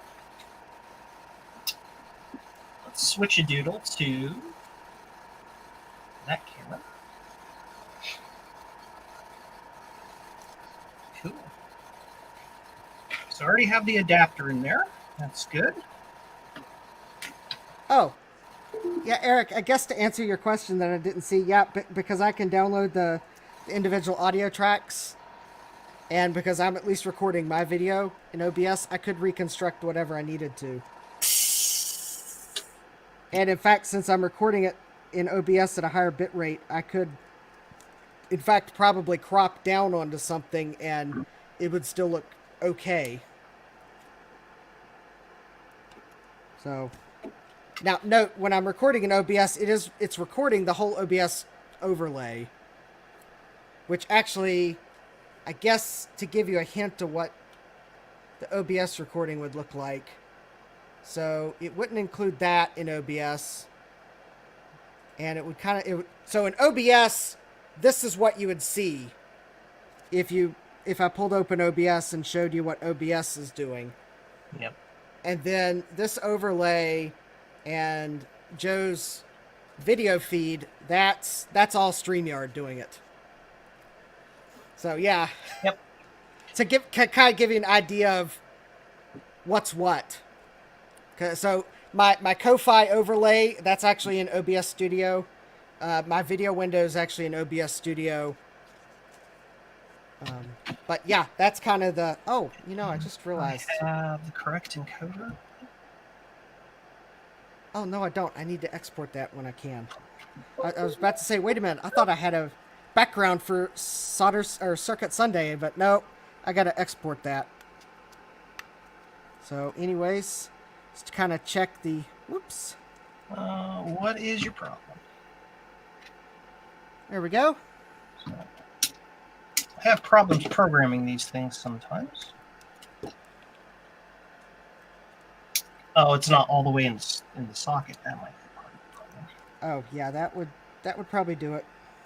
This one's a little bit harder. It's hard to see, but the chip is on the bottom because that made routing the lines like 1,000 times easier. So it sits up out of the ZIF socket. So I have to position it just perfectly to program it. I could, in theory, pre-program the chip using some other wacky like QPFN44 adapter, but I don't want to because they're a pain in the ass to use. This actually works better. There it goes. Programming verify complete. The chip is programmed. So now I get to put it in my test rig, which is this crazy ripple doodle.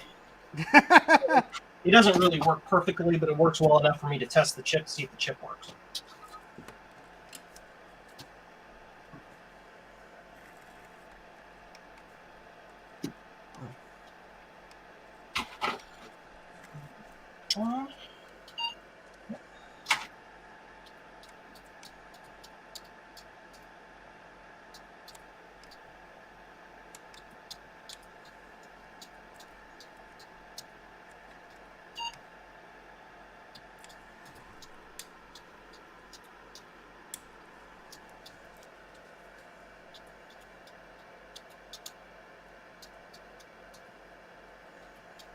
Shift works. Control works. It's working. That is a working encoder. Yay! And now I must leave y'all because it's time for me to go have afternoon tea. But as always, Justin, it's been super wonderful hanging out with you this afternoon. I am glad you got your sorry, I just saw my name pop up. Eric is making a comment. I'm glad you got your LEDBright. I will hop back in later after I've had my afternoon tea and hang out. All right. And yeah, so thanks everybody for saying hi. Support this guy. Give him the likes and the subscribes and send him some monies on some coffees and do the thing. And I'll see y'all later. All right. We'll see you later, Joe. Bye. All right.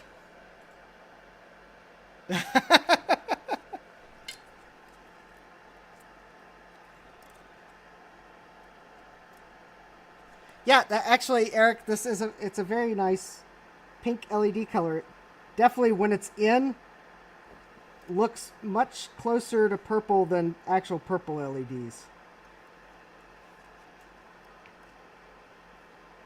Because a lot of purple LEDs are just too close to ultraviolet.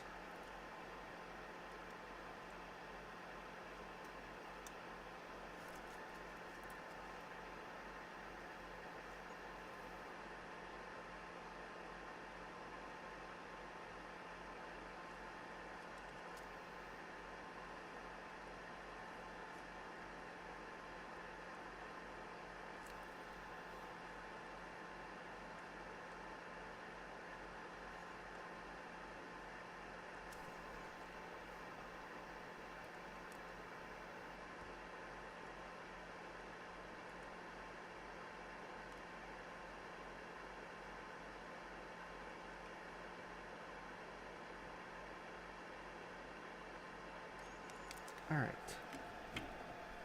So basically what I'm doing this time, just to kind of try a different tactic, is I soldered one pin on the LEDs just so I can make sure that the LEDs look... The alignment looks good on them.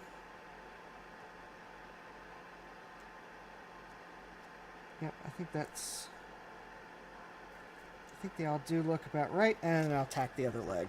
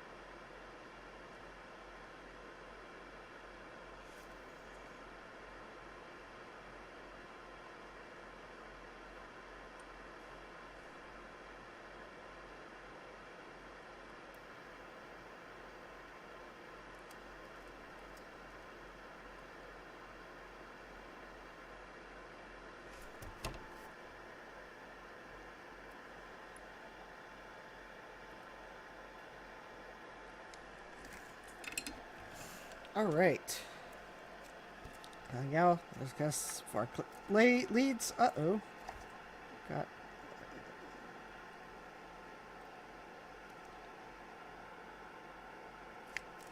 Right, I got one that is... Let me check. Which one was it? I got one that looks... So it is... That one there. So there's going to be... DCA.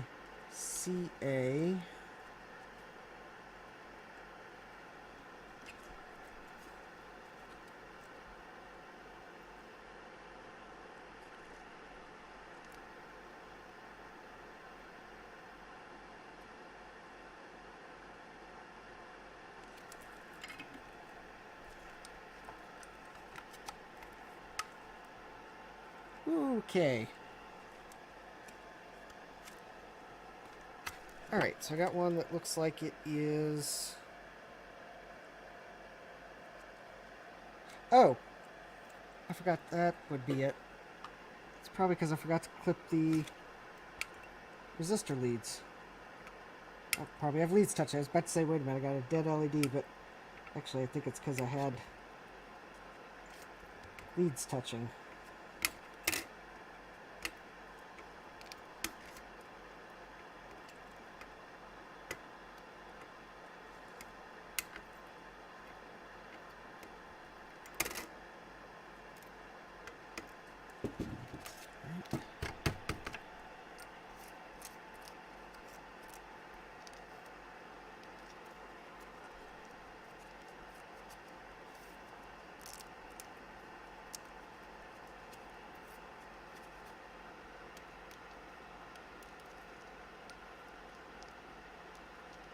Oh, if I can get the leads out of the tacky flux.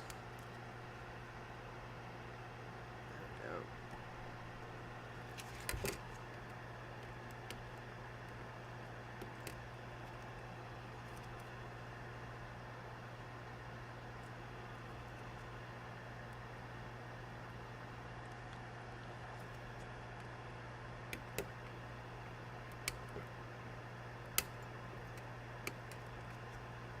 All right. Let's see here.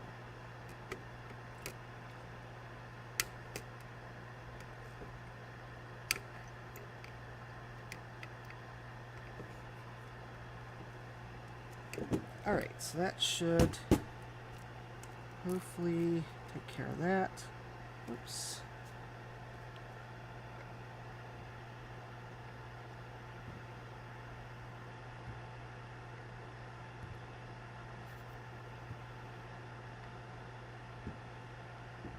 Alright, so let's see if that fixed the problem.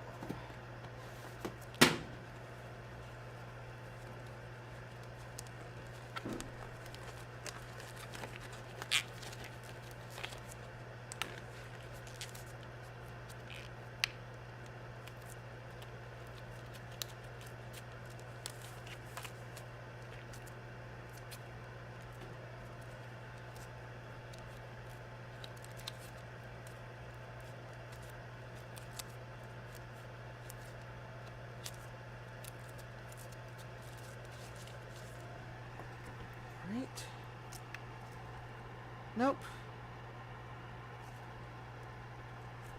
Alright, so let me check the CD.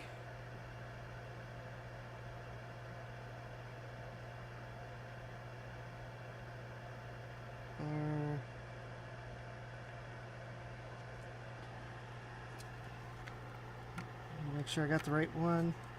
It's that one there. RCA. Oh.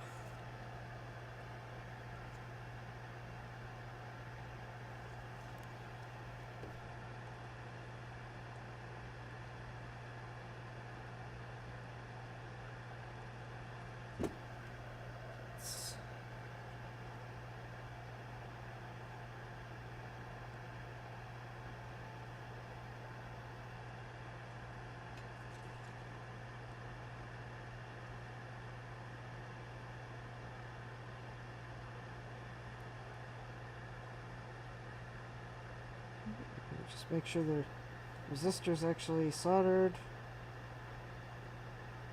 Just make sure the LED is soldered. Alright, well, see you later, Eric. Alright, sure enough.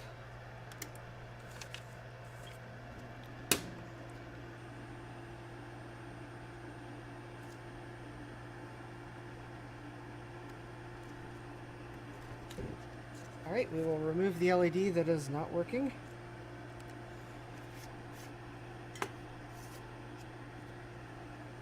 Luckily, there is a spare LED in the bag.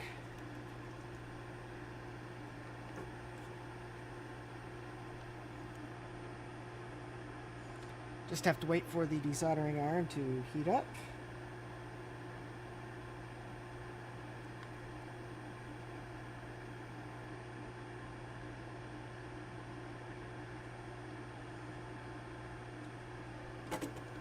Oh.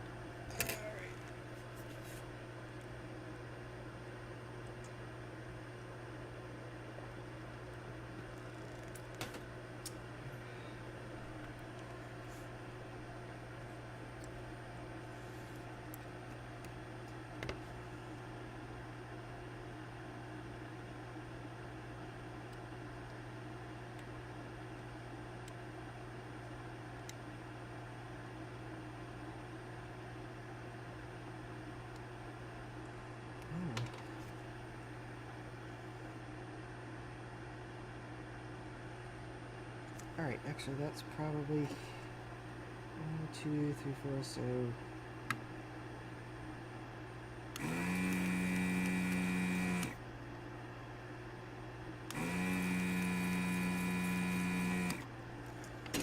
Alright.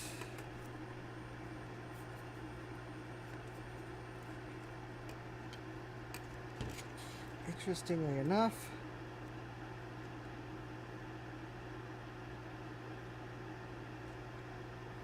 okay, so we had our first LED casualty of the day. Luckily I have a spare LED for that color.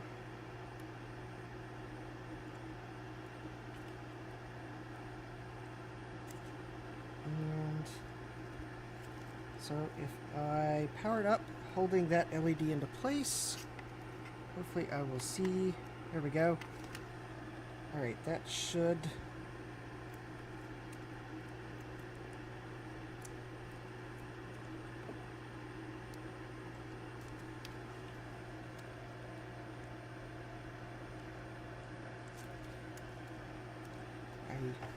trying to come up with some joke about the fact that it was the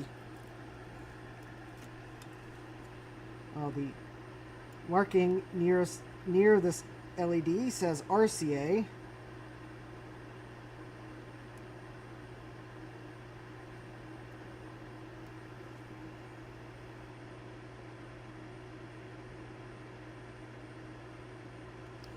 All right, so now that's soldered. So if I plug it in now, there we go. All right. Oh, you couldn't see that. All right, now I have correct operation of the purple/pink LEDs, but plugging them in, that definitely looks so much closer to the right color than other options. In fact, actually, I bet if these were diffused, I don't know if it diffused slightly. There you go. That might help a little seeing the colors. All right. So I've done blue, I've done purple, and now it appears as if the next color is red. So red, the red LEDs get 560 ohm resistors.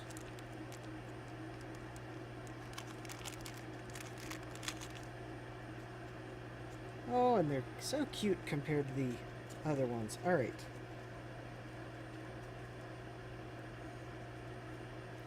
Let's see here. I'm just going to tear a bunch of these off.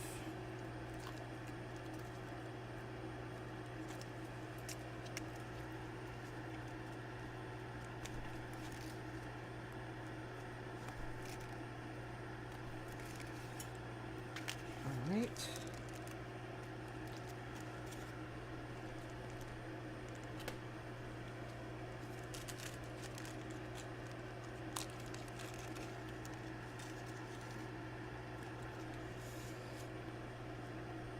So, I guess I'm going to go and put these resistors in.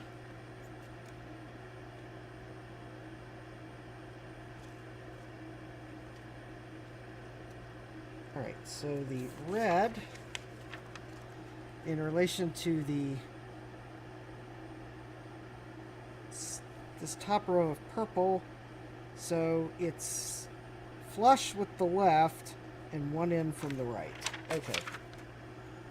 So that means the resistors will go from here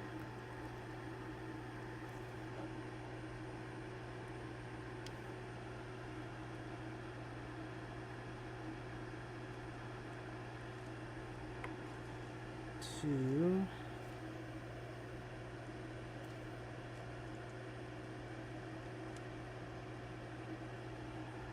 here.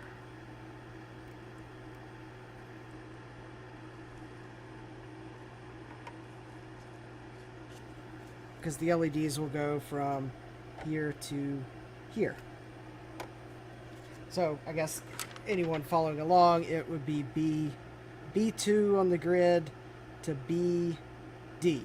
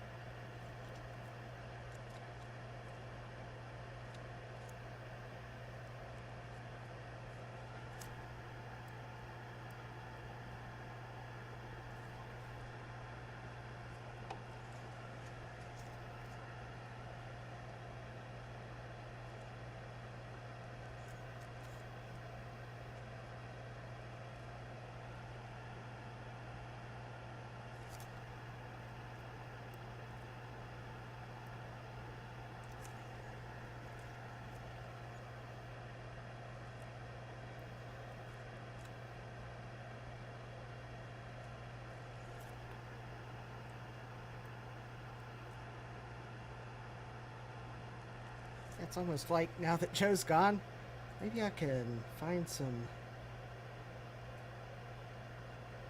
see what background music's in the StreamYard library. I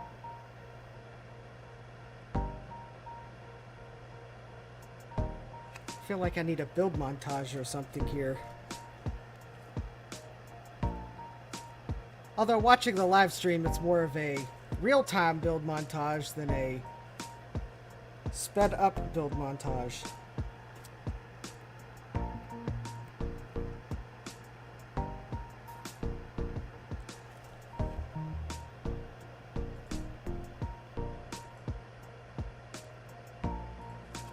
This is the Into Space song available on StreamYard.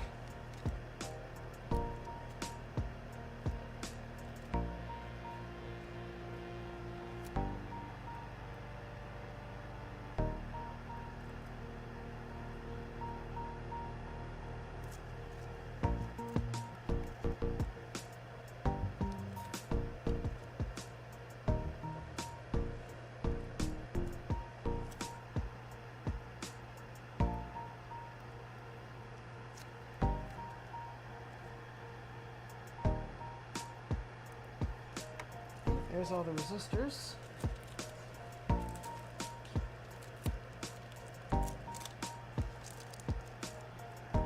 It's 12 tiny resistors. Ah.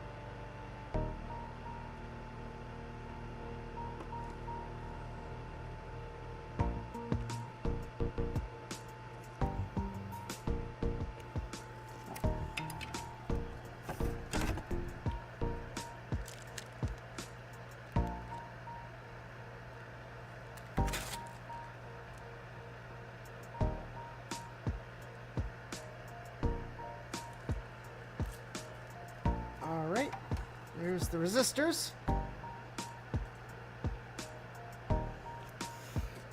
Now, I guess it's time to fill the row of LEDs.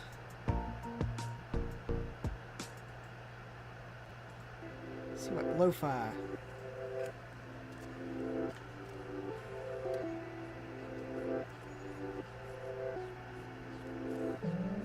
And the red.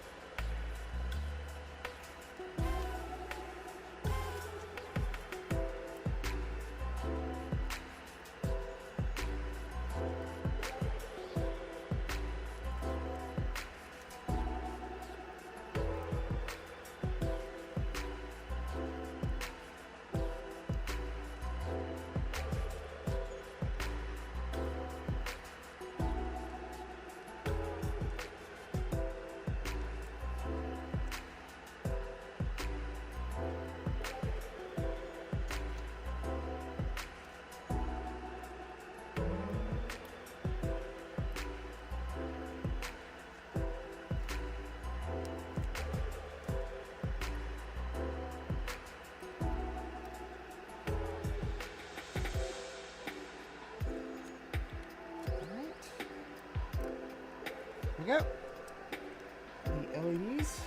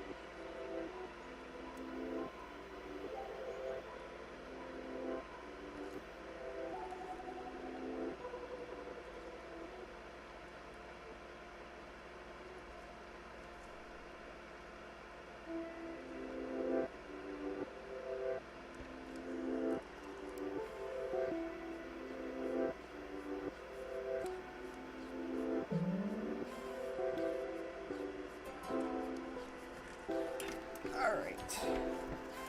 Check LED position. Actually, I forgot to...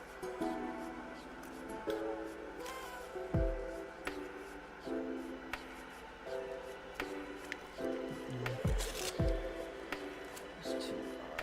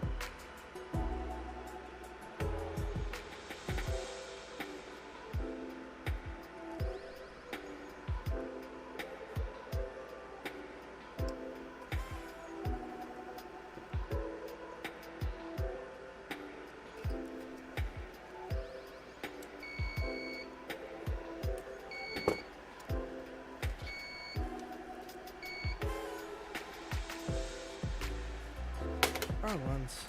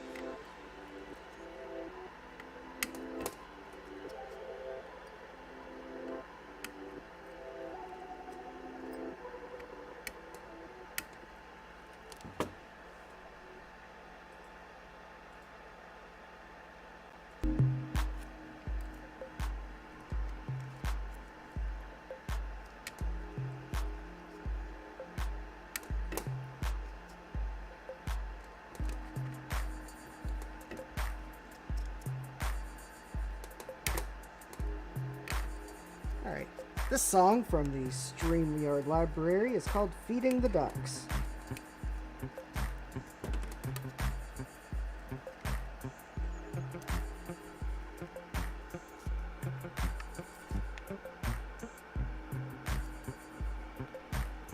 Alright, so got one LED that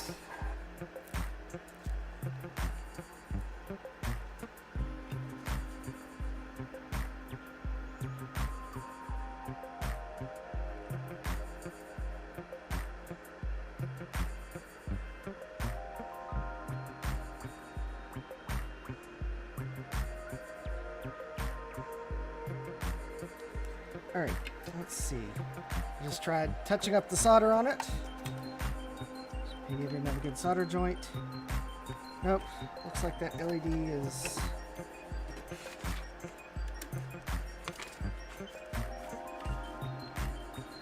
possibly dead.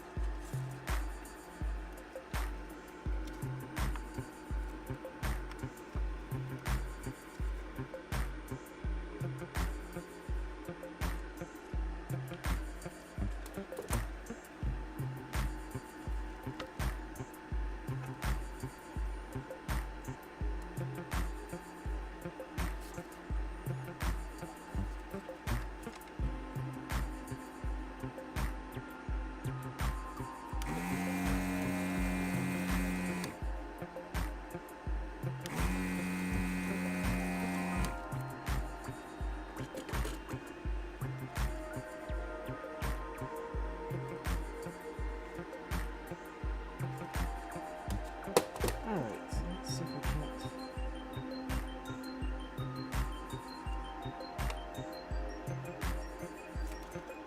get that LED out.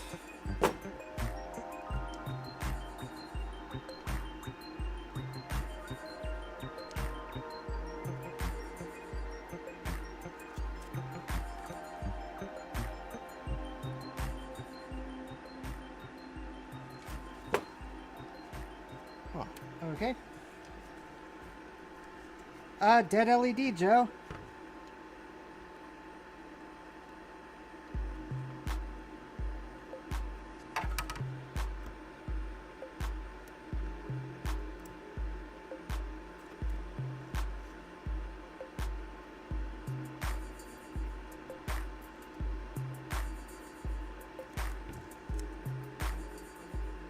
Let me see if maybe I...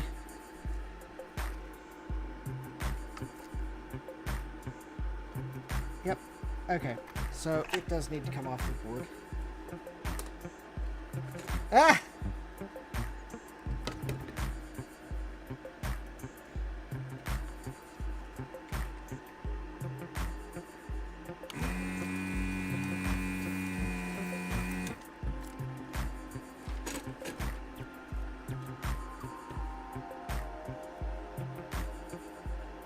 Set that to the side. Yeah, so far I had a pink one and a red one. So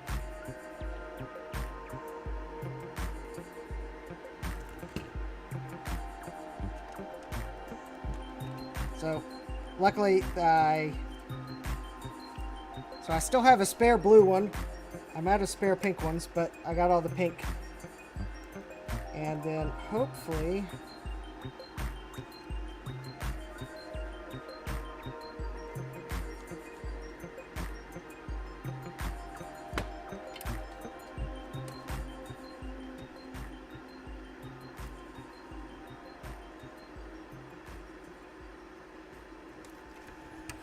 I don't have any other problems with the red ones.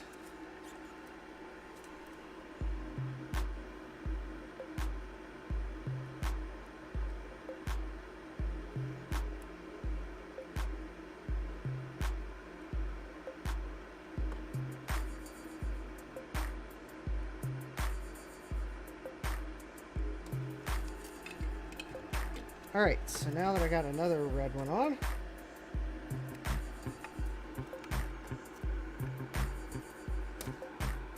there we go. Alright. It's one row of red.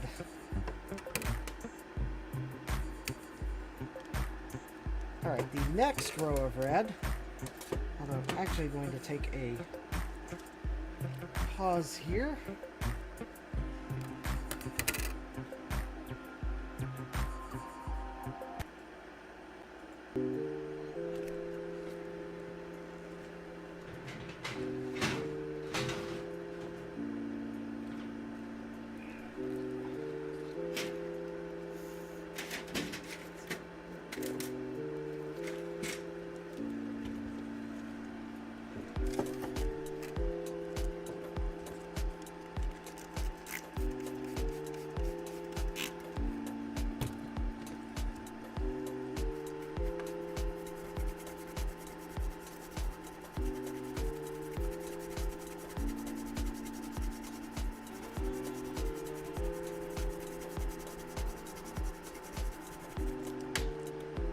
Little pause and kind of clean off the solder flux off the board so far.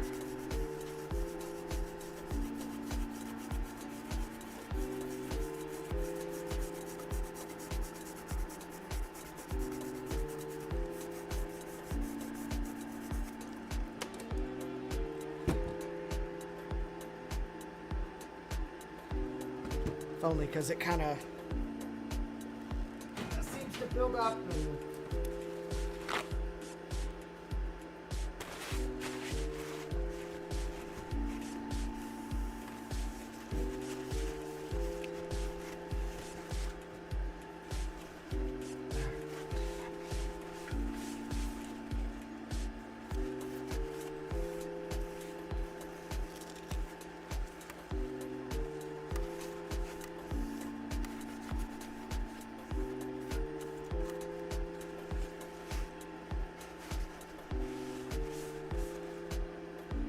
also take a moment and dump the LED legs that I have piled up on my mat because they're getting everywhere at this point. So I guess if anyone's wondering how many components have been soldered so far, well, there's all of the component legs.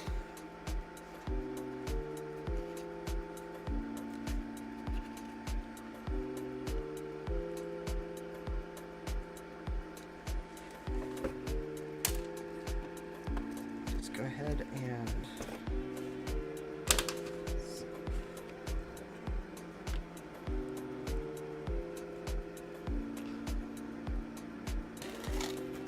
roll back to my trash can.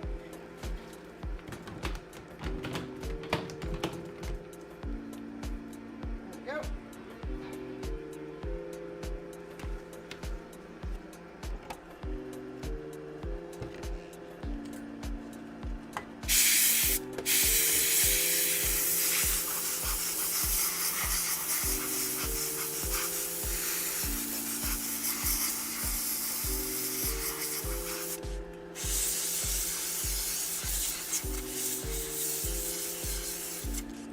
Alright, so that should probably dry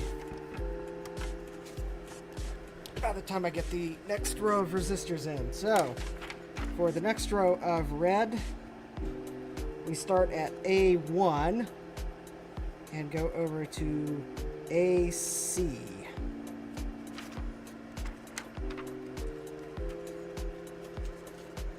So that is going to be A1.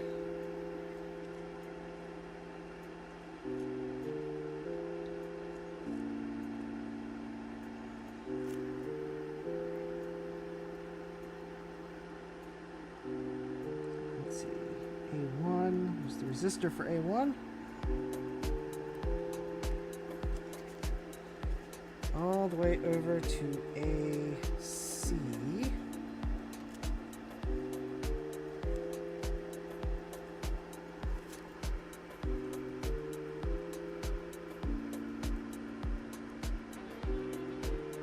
go.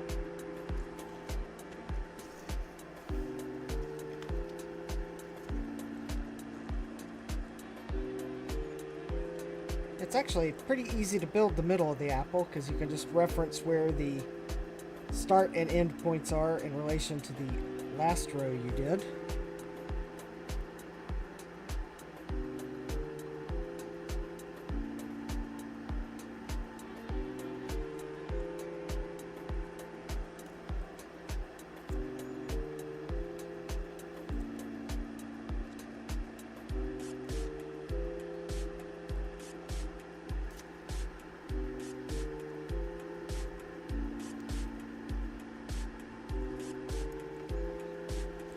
Let me see, need some more resistors.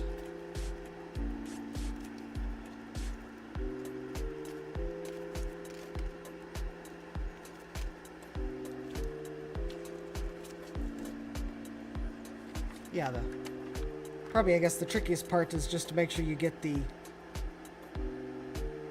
leaf, the very top of the apple and the bottom of the apple. Because once you've got, well, I started from the bottom, but once you've got that, then these rows are in relation to each other up until you get here where you got to be careful because you're... But overall, pretty easy.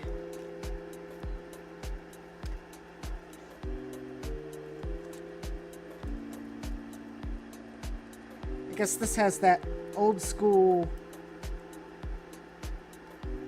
LEDBright-esque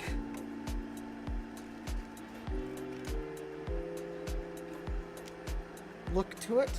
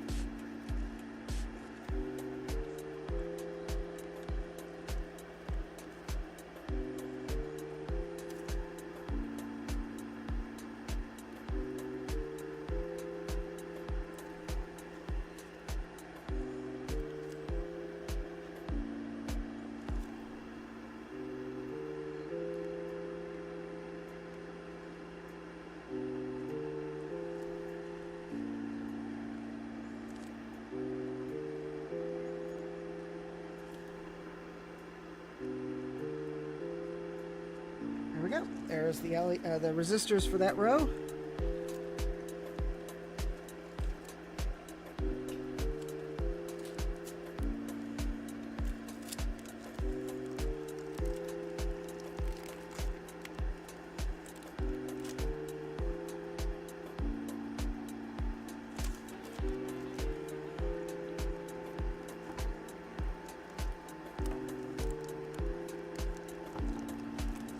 Solder those.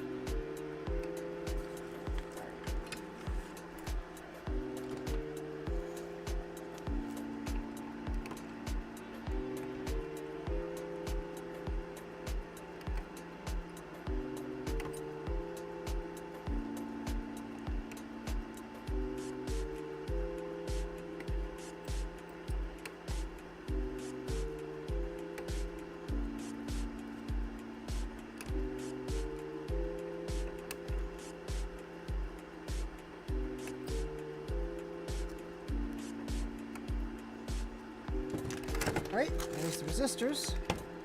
Let's get the LEDs on. Let's see, so this has been daydreaming. Let's go to Dance Pop.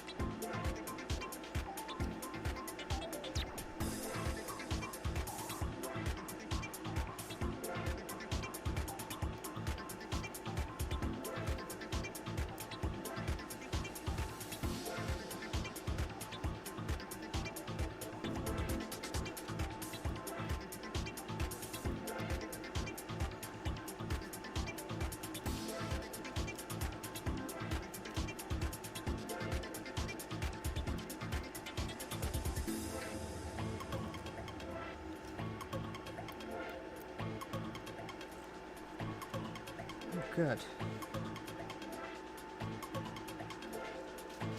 Okay, so let me double check. A1 to A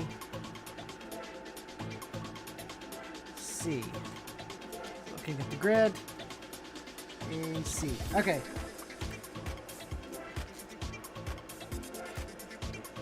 I'm actually relieved to see there's a few more extras of the red because the bad pink one I had was when I was doing the second row.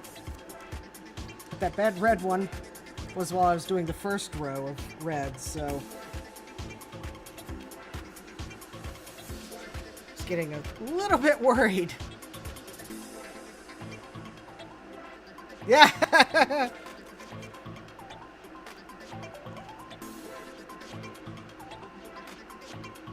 95 LEDs on the desk, 95 LEDs. Put one on. I don't think I'd pass it around. 94 LEDs on the bench. Okay. That doesn't really have the same jingle to it. I'm glad someone's keeping track of how many there are to go.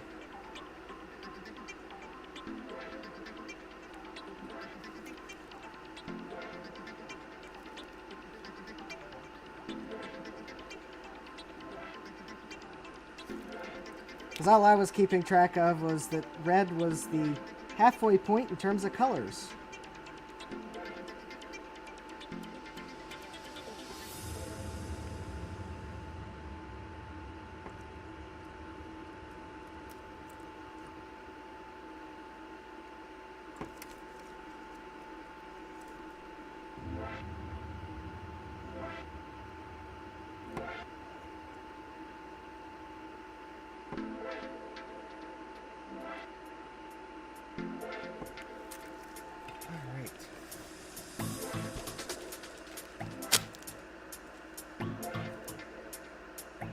Okay, the LEDs look good in position. Let me just see if I can't.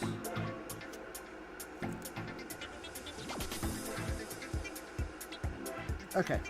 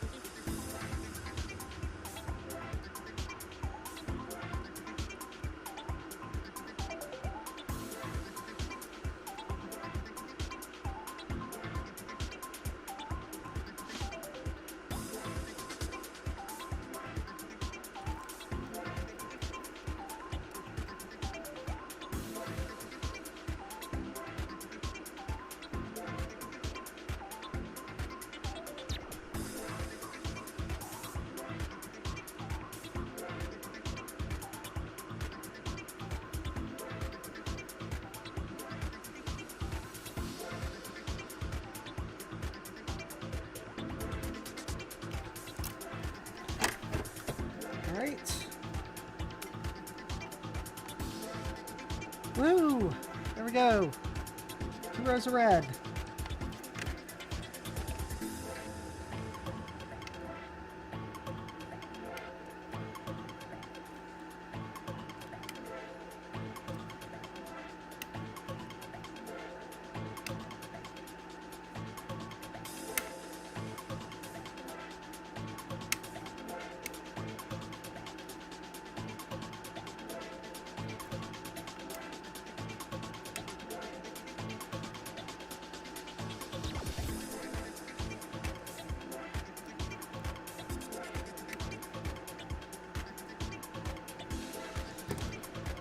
Alright.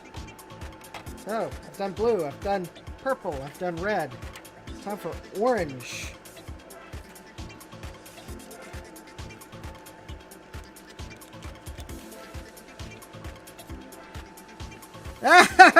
Thank you, Garth!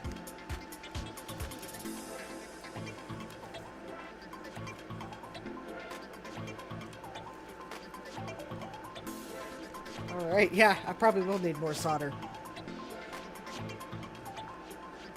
More something. Probably at least more water. Ah.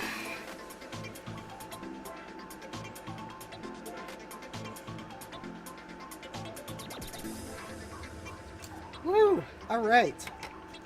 That is the halfway color point. So for the... for both orange rows, they match the red row I just did. Okay, that'll make it easy.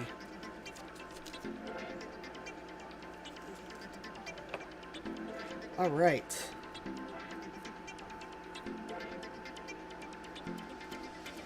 Yes, indeed. Thank you again, Garth. That will be a greatly appreciated. That will let me get a few supplies for the bench. Alright, so for the orange LEDs, they use the same 560 ohm resistors as the... Oh, and so do the yellow ones. So actually, let me just save myself some time, since these 3 LED colors here together all use the same resistors. Just go ahead and pull the rest of the resistors off this tape.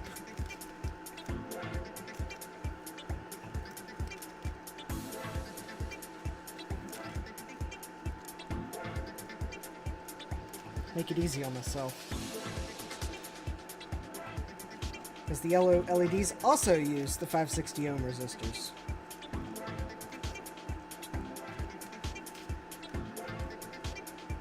And then I go back the 2200 ohm resistors for the green.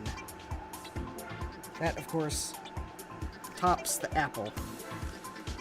Or, the fruit logo.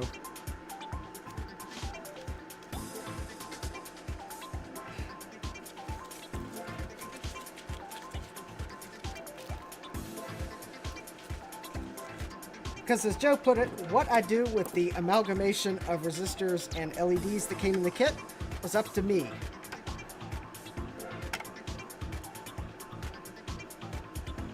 I mean, if I'd wanted to, I could have made a fruit logo colored chicken lips logo for all Joe cared, although that would look kind of funny, but...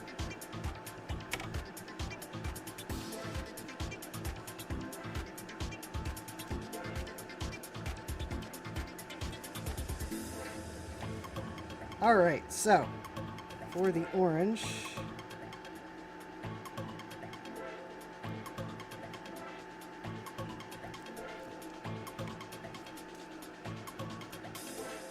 so basically what I'm doing is I'm putting the first and the last resistor in place just to kind of give me a guide, and then just filling in the middle, and then I'll solder them. So.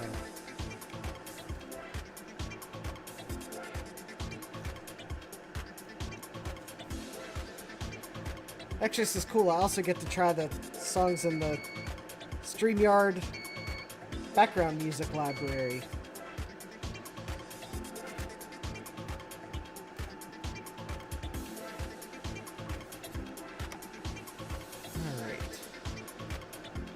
this has been dance pop. Let's try rock.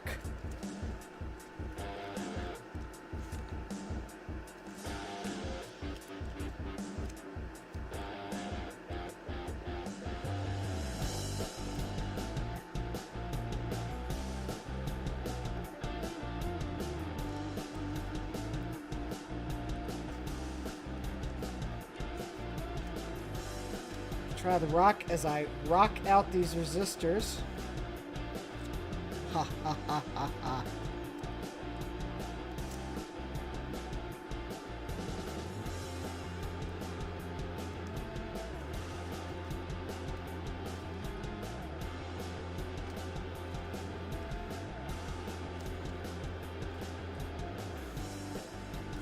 So if anyone's wondering about the background music in StreamYard,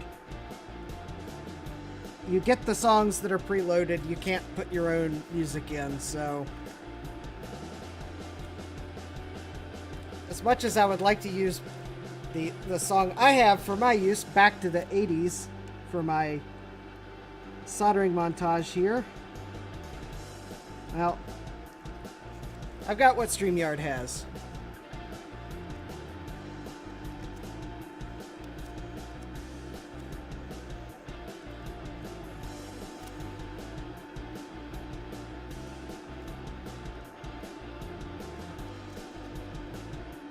I mean, if I really wanted to, I think there's a way I could pipe the music into StreamYard, but it's convoluted and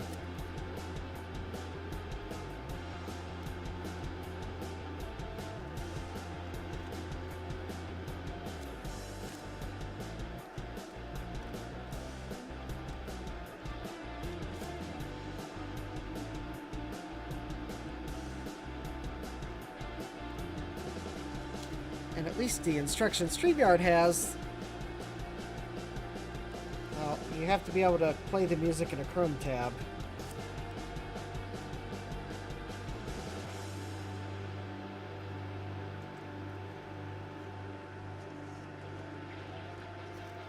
Although if I sat down, I could probably figure out how to not have to use a Chrome tab to do it if I really sat down and looked at what their instructions were saying to do.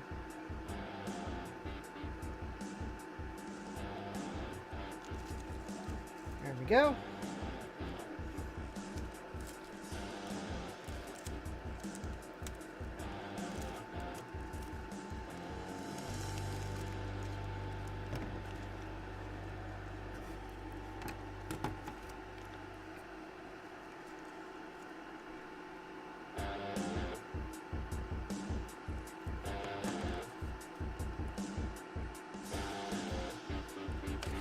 There we go.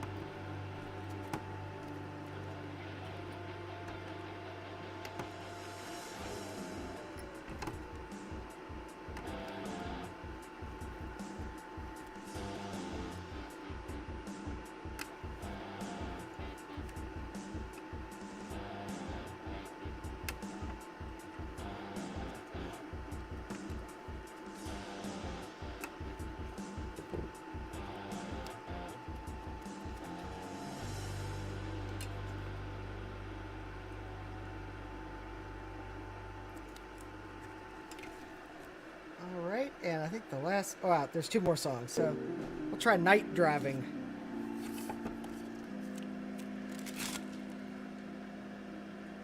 Which is probably going to be possibly the least matching my channel's branding, but well, I won't know until I try it.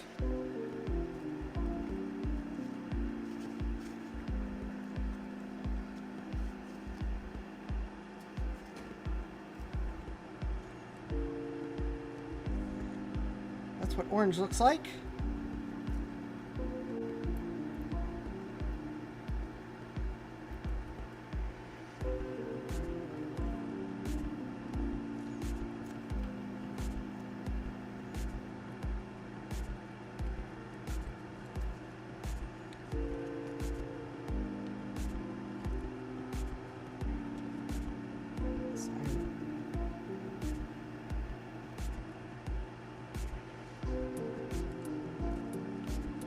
Oh. Oh. Yes. Helps to test them the right way around.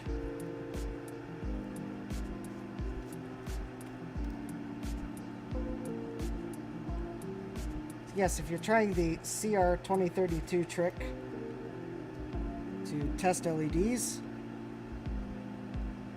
the positive goes on the long lead side.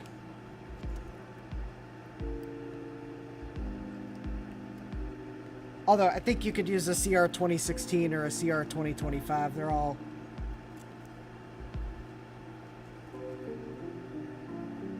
Those 3 would work. They're all 3 volt. The battery can't supply but so many milliamps of current on its own anyways, so...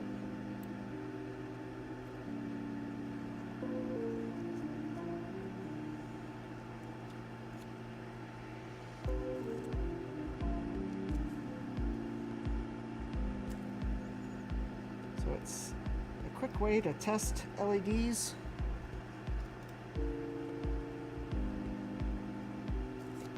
And basically, I'm just doing this to make sure that, well, A, they work, and B, that somewhere along the lines a different color didn't slip into the stock somewhere. Oh.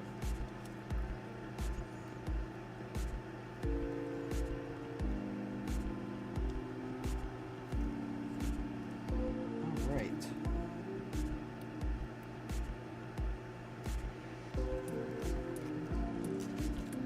Now if I were to plug in the USB, they kind of hold them all.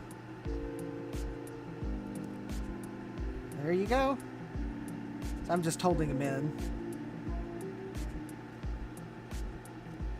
Yep. Alright, so let me secure them down.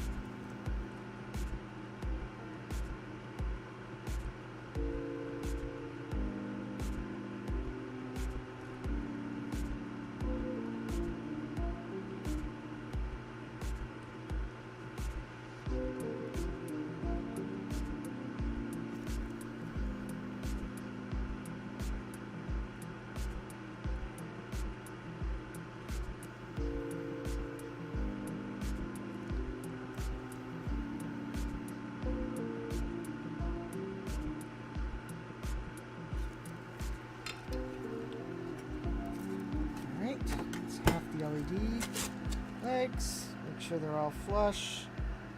Yep, they look good and flush. And solder the other half.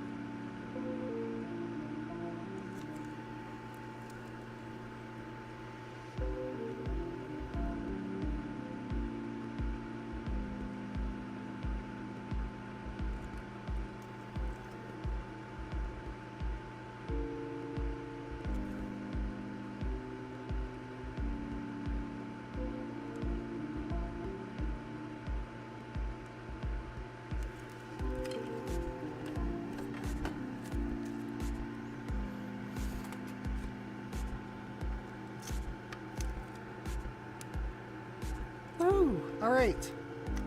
Right.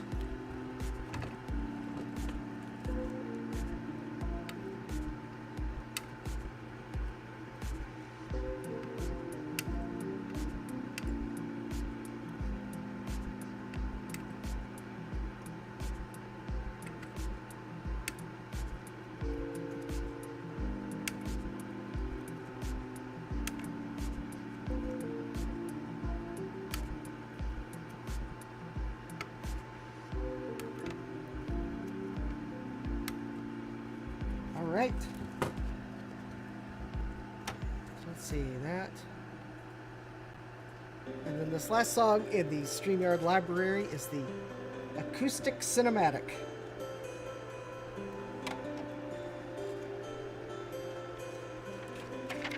See, the next row of orange is just like the last one.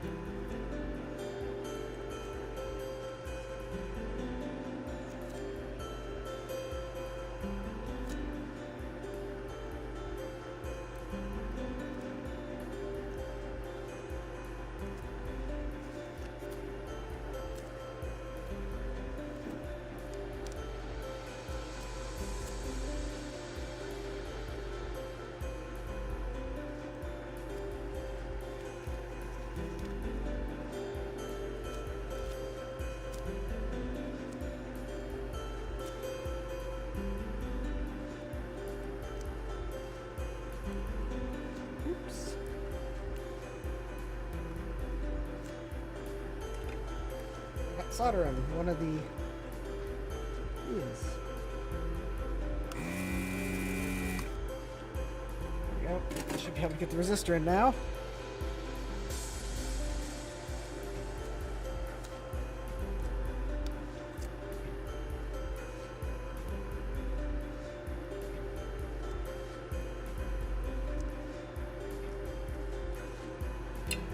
It's time to clean my soldering iron there. Probably some extra solder on it.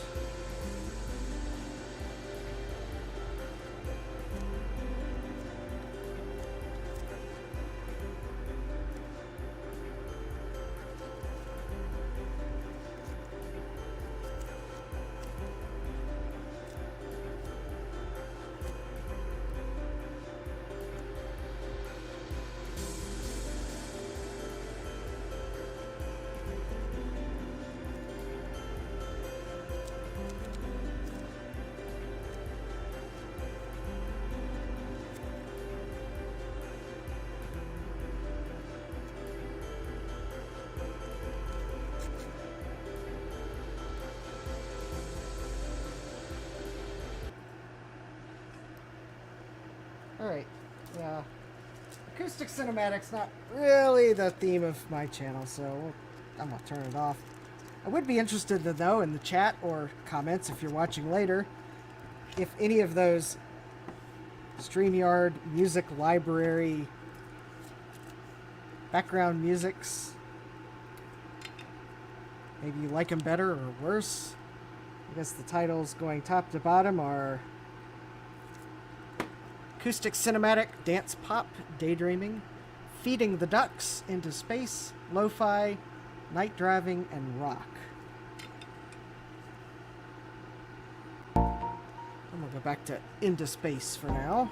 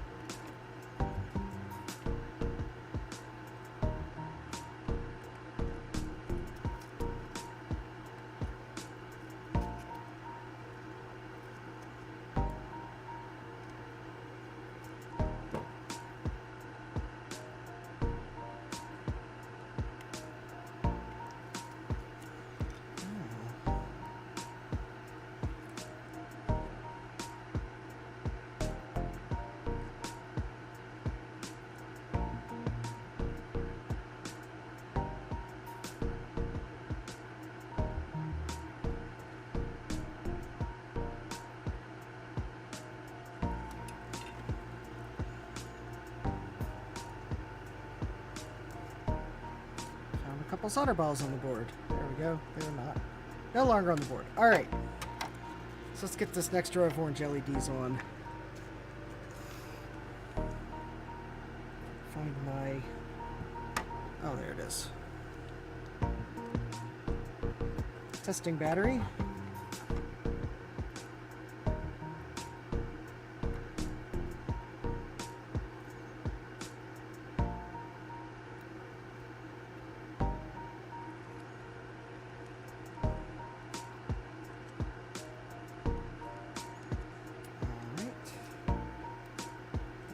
Good.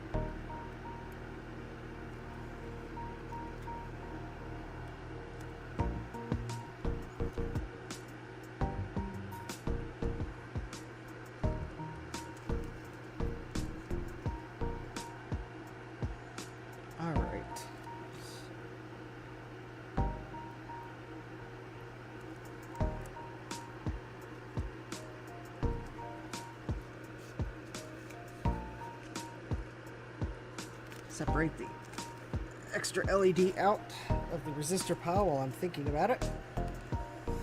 So that'd be one good way for me to get it mixed up with the yellow, which will be the next color. Alright.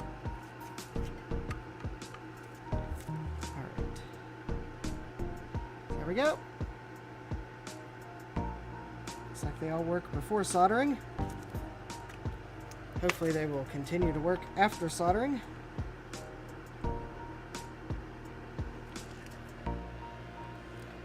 Oh. Well.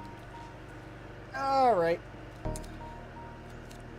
Well, I got a pretty good use out of that piece of Kapton tape. But it fell on the floor, so let me get a new clean piece.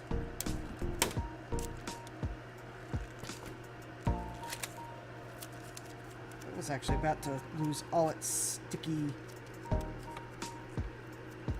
properties anyways. Which is probably why it fell off the spot I stuck it to and onto the floor. Alright.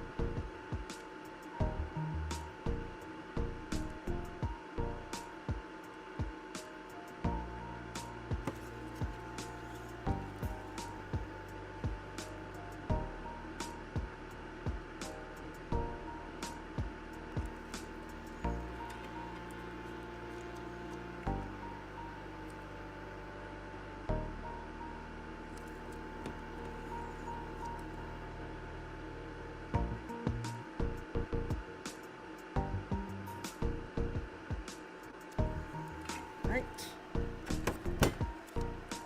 Check the LEDs. And looks like they're all stayed in place.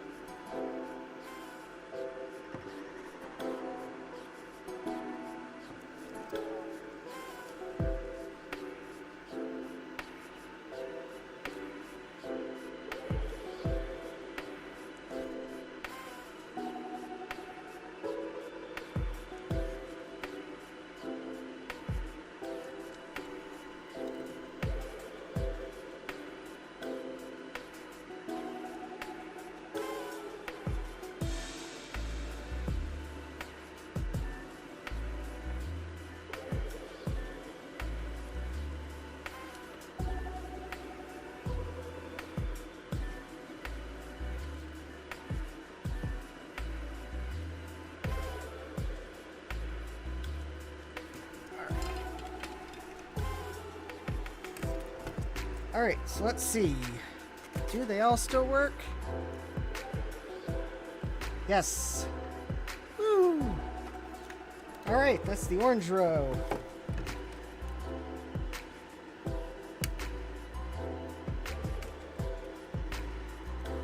Now, as soon as I put these leads, it'll be time to get the yellow LEDs.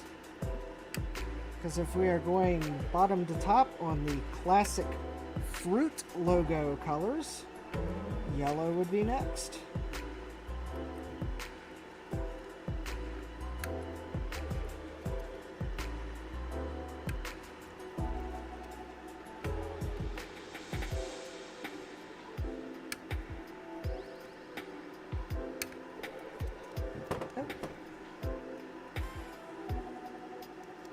Actually, one of these LEDs. It's like I soldered it, but the solder joint does not meet my strict quality standards. There we go. Now it does.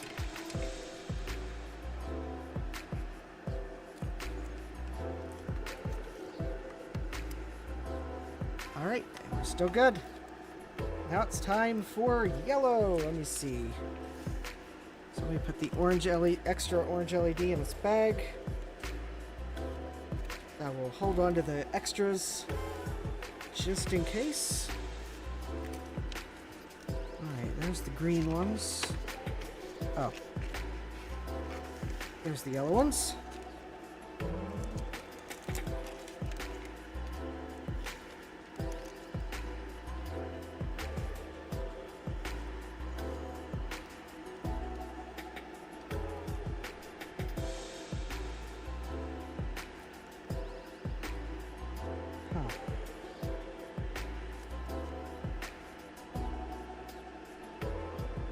Yeah, okay.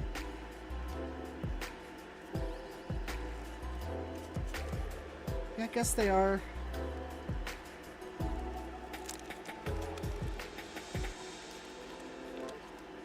So that's orange.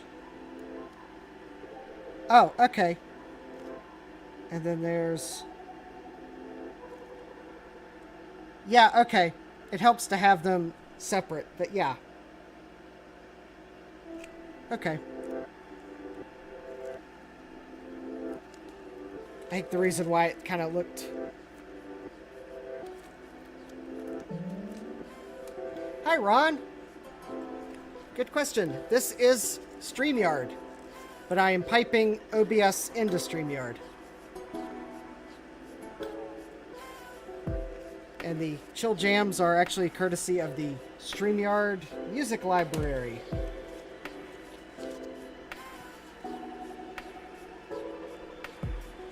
Alright, so for the yellow LEDs in the fruit logo, the first row matches the row of orange we just did.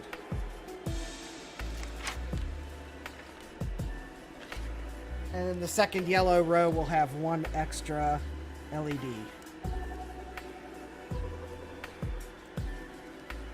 Ah, yes. There we go. Ron has spilled his secret. Because, yeah, Ron, I thought you just had the magically floating Ron's computer videos. Post it.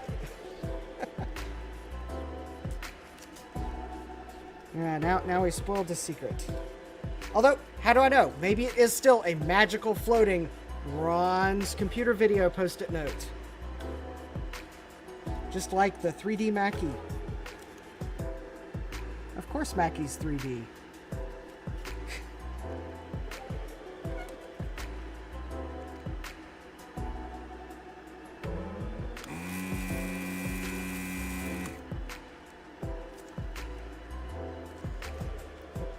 Alright, where's... I got a little bit of solder in one of the vias. There we go. I might just have to use solder wick.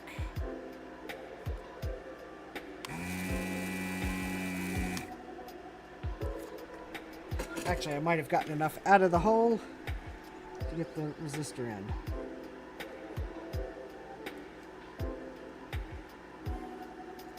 Oh, alright.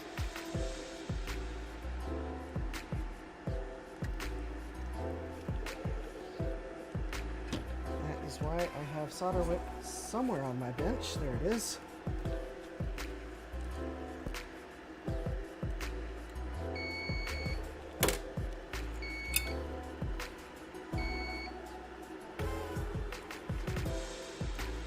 Go. Just double check. That's the only.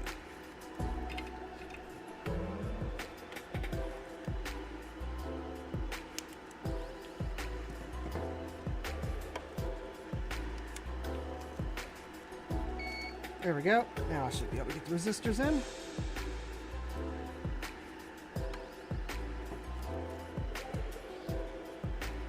Yeah. Yes, it is.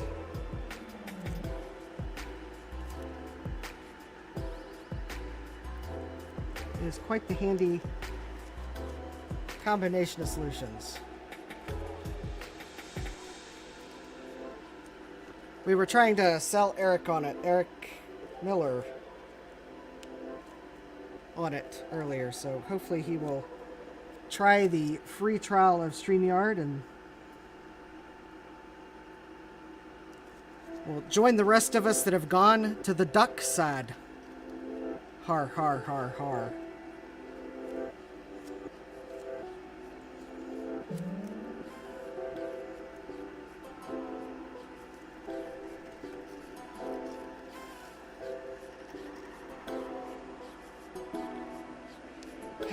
And millions of Star Wars fans screamed at my bad, horrible pun and then went silent out of disgust.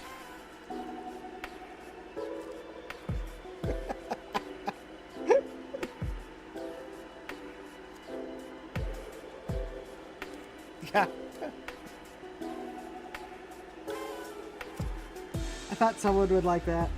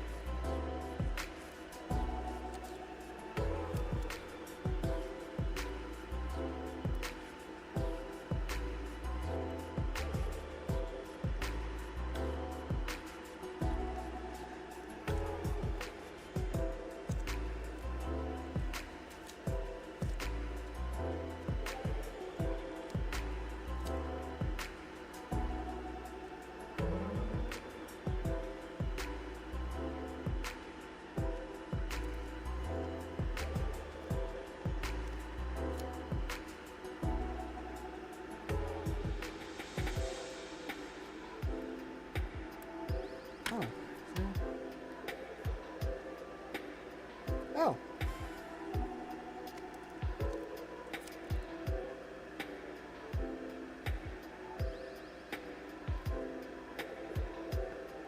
Oh, I got a solder ball on the board under that resistor. No wonder I couldn't get it in.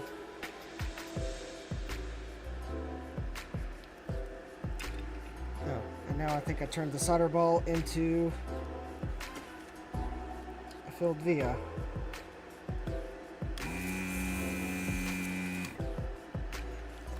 Out from the other side. There we go.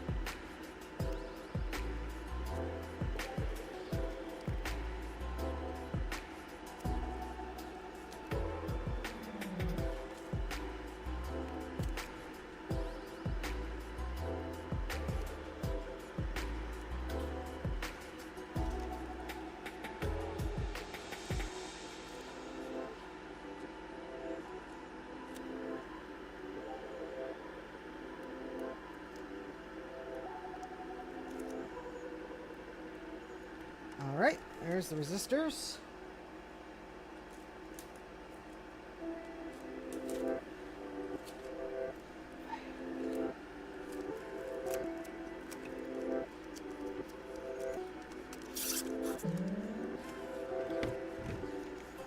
I think installing the LEDs are more fun than the resistors.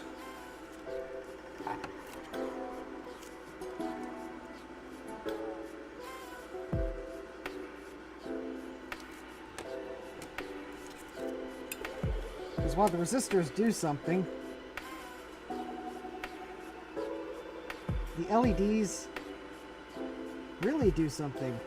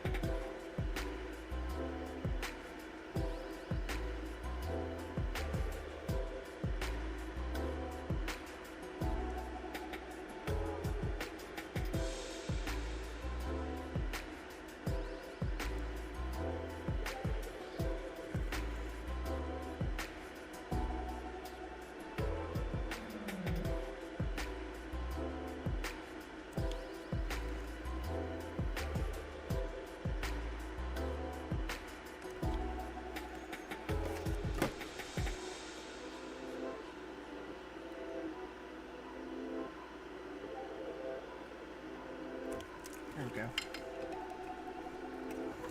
Make sure those all look good.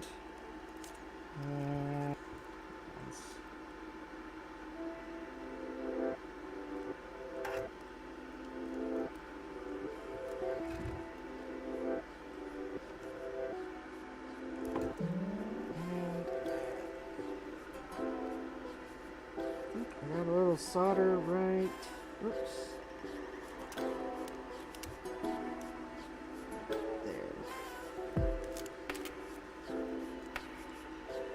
Alright, there we go. Should be able to get the LEDs in now.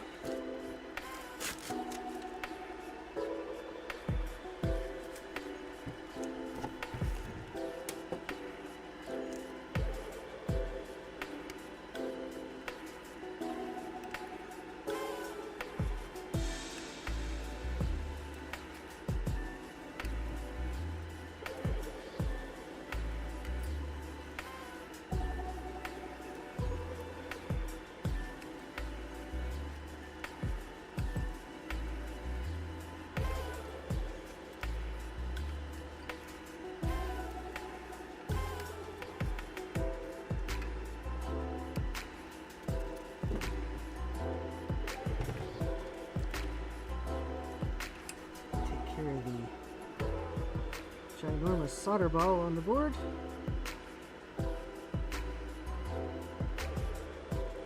go.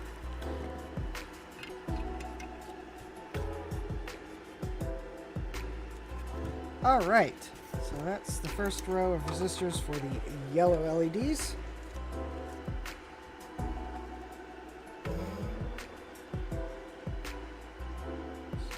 Now,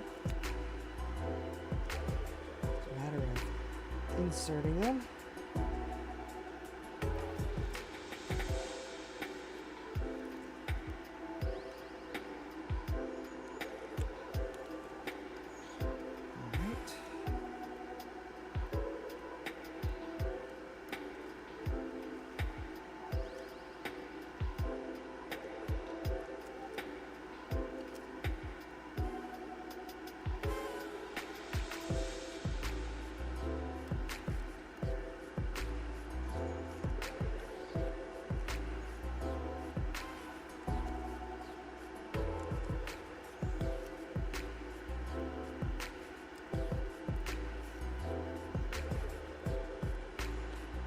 This row is the last row of the LEDs in the bite out of the fruit logo.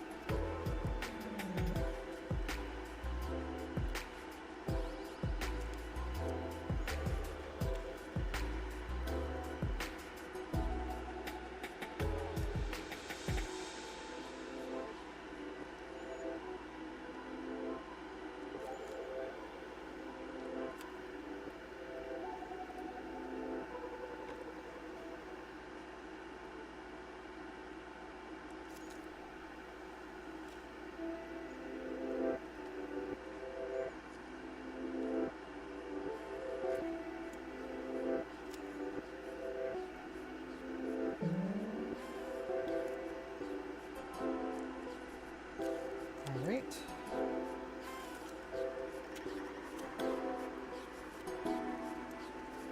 So now I will do a quick sanity check.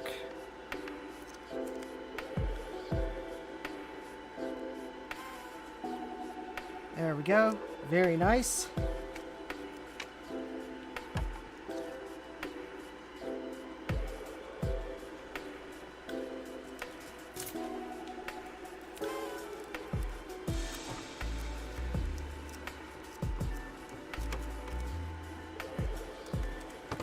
Yes, if you try the yellow LEDs on their own without having the orange ones beside them, they look orange, but I think that's because they're,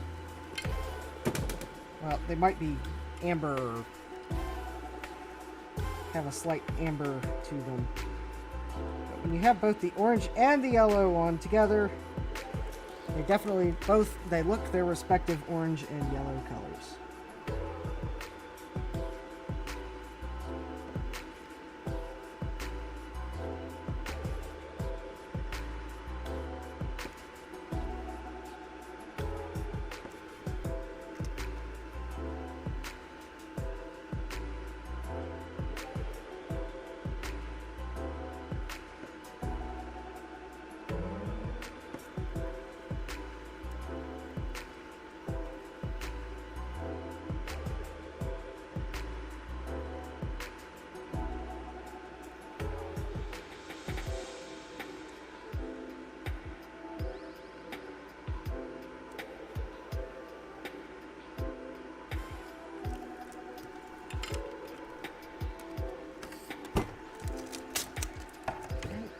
Check the LEDs, make sure they're all into place. And then get the other side.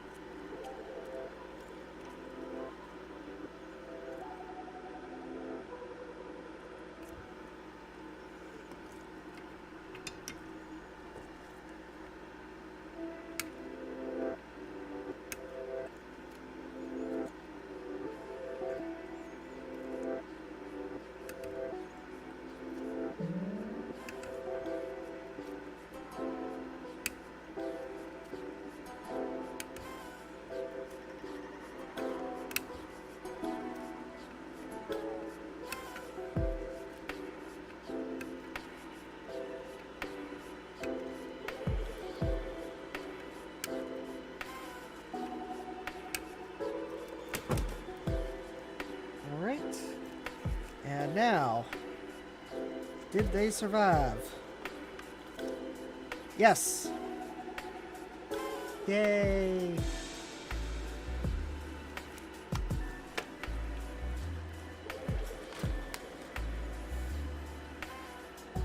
Alright, so now the next row of yellow, I just need one more on the right side. So the resistors will go from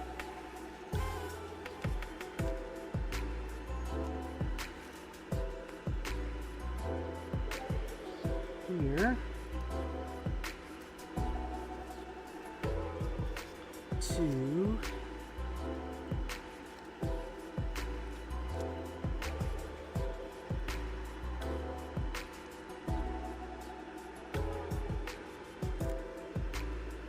here. There we go.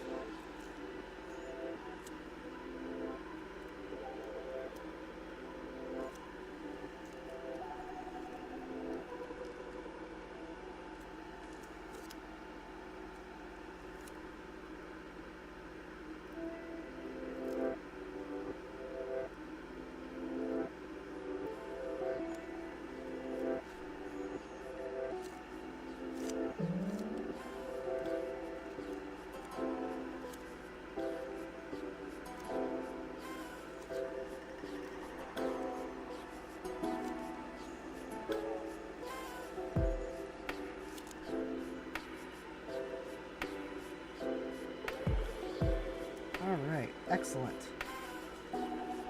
Oh, there we go. I figured Joe included an extra resistor too. It had just migrated on my desk. Oh, actually there were a few extras. There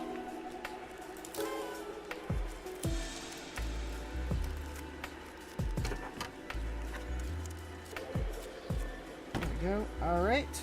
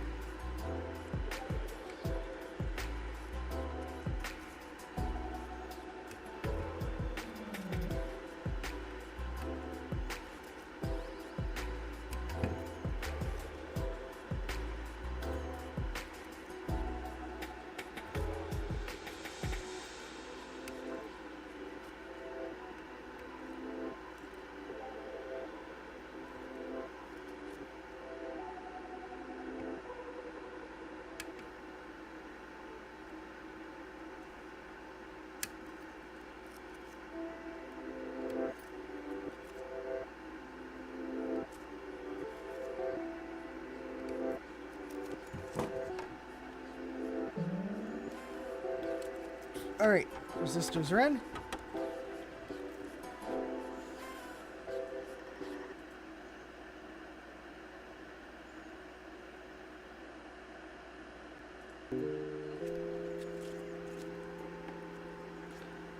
Get the LEDs.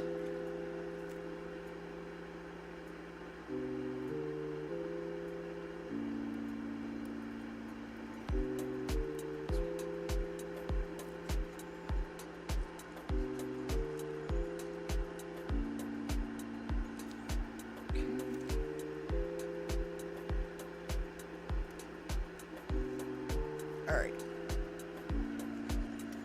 Help me remember where to stop. Okay.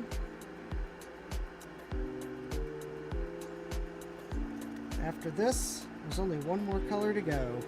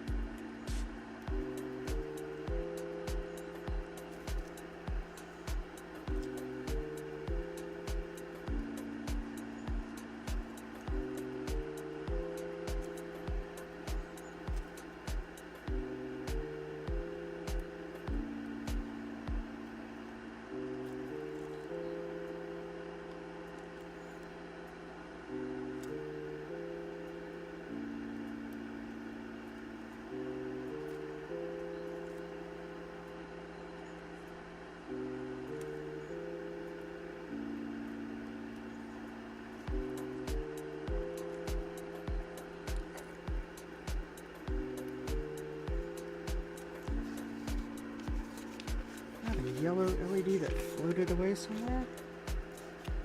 Oh. Alright.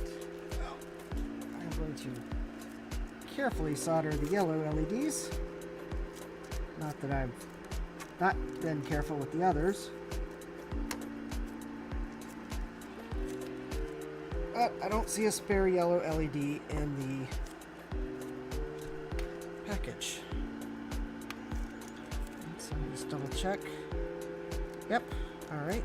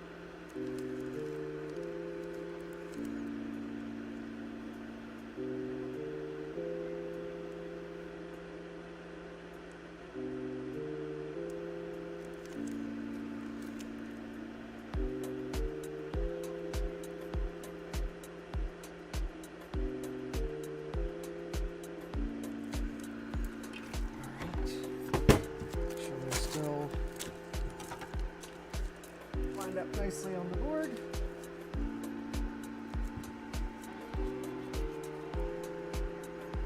And they are. All right. The other side of the LEDs.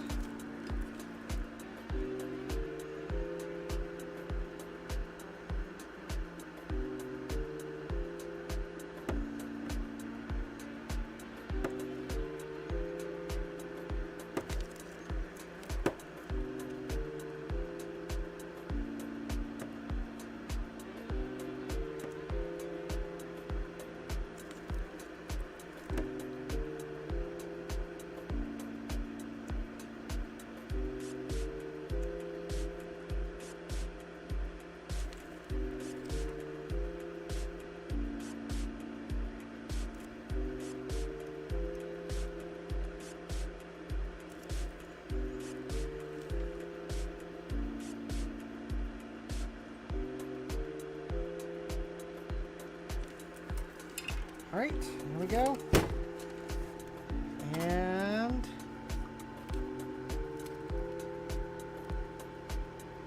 yay!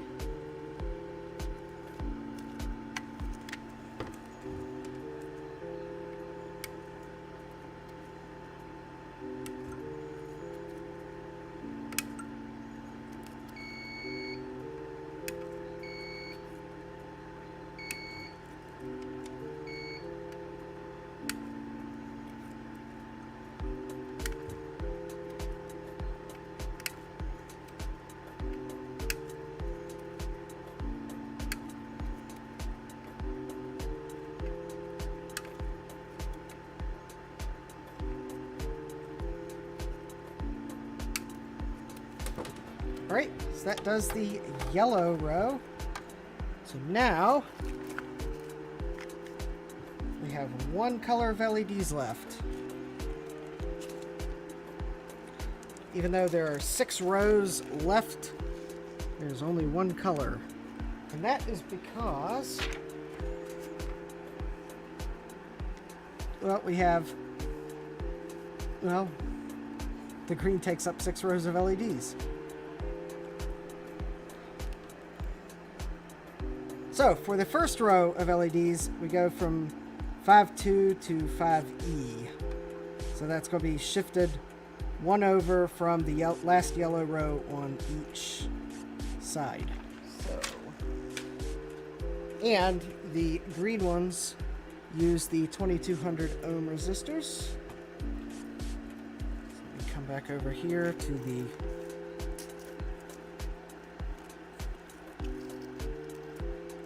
stash those resistors and go ahead and pull the rest of them off of the tape.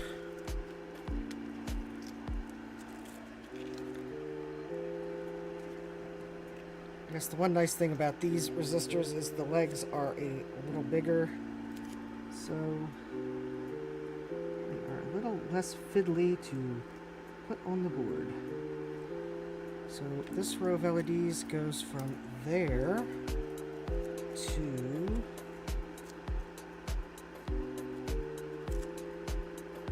there.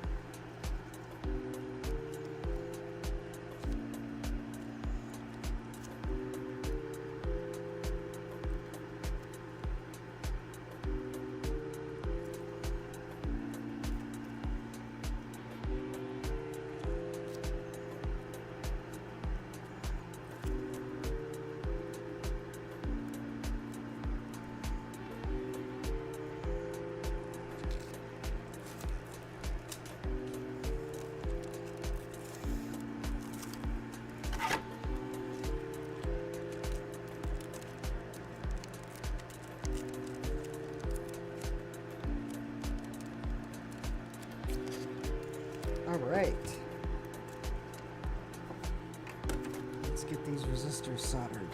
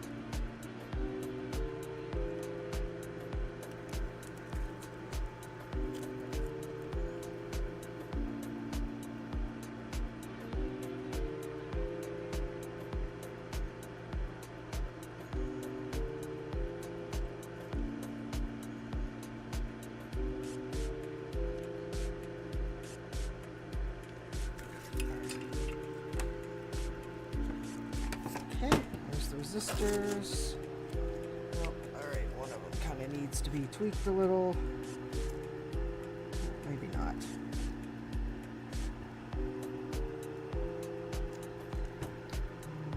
Let's see here, I got a few.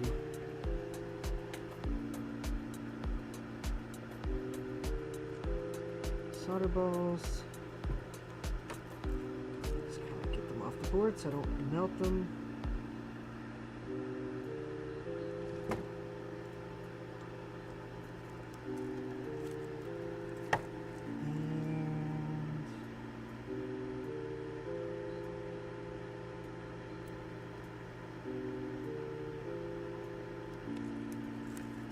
Few of these solder joints that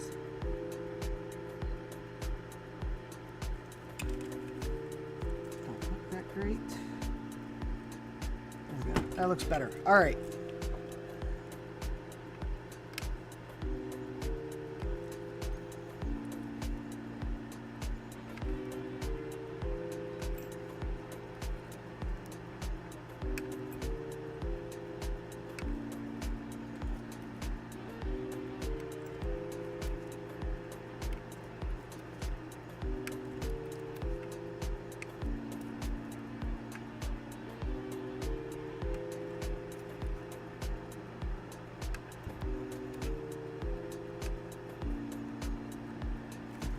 There we go.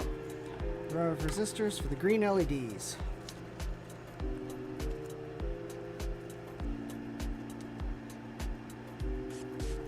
Oh yeah, those are nice.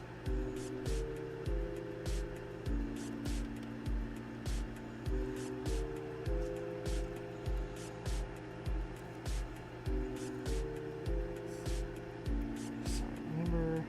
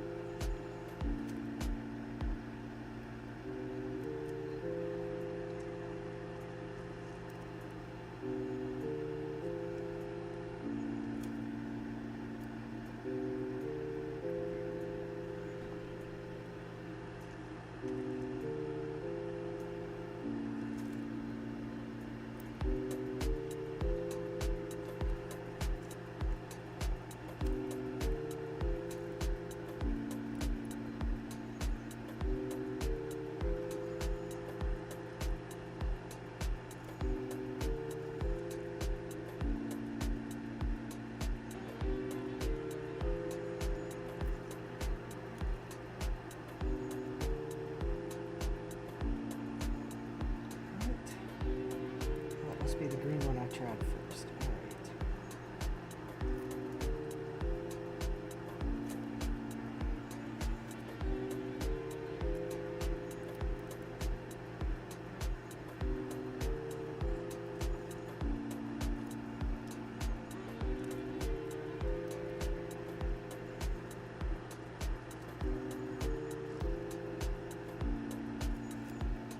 right. And one more for this row.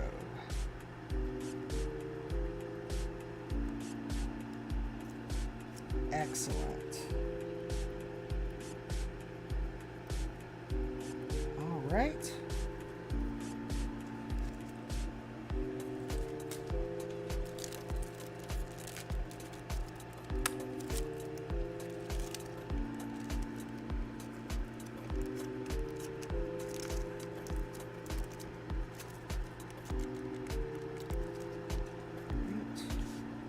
Oh, you just do the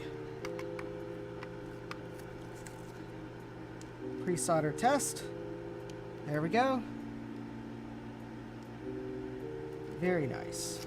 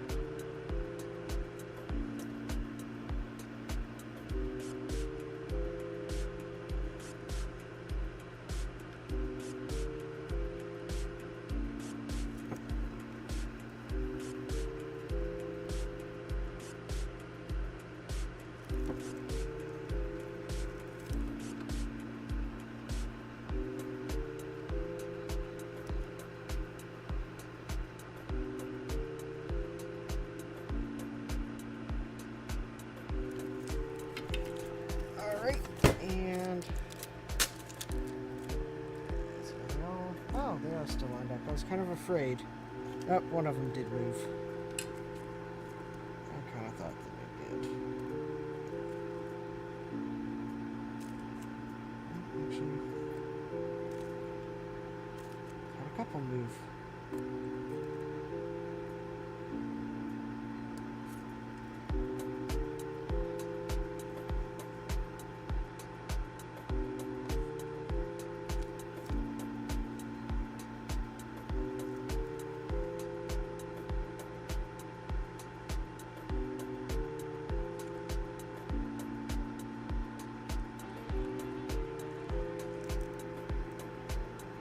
Now I think they're all good.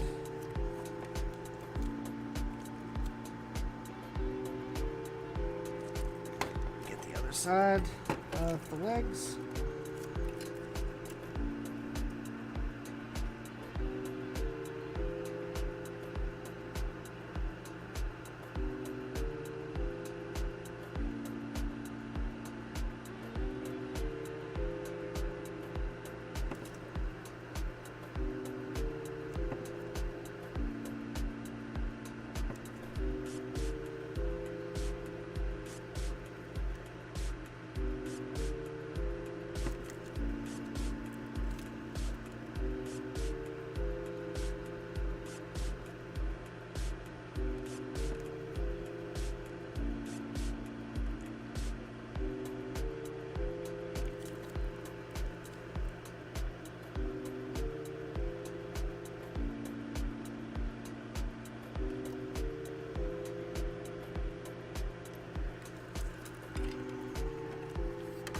Alright, I think that's, they're all soldered, and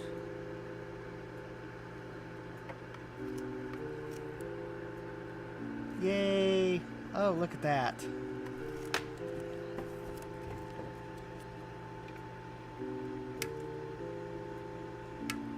Alright, gets a little easier from here. Because now I think the next row has 6 LEDs on it. And then the following rows are 2 each.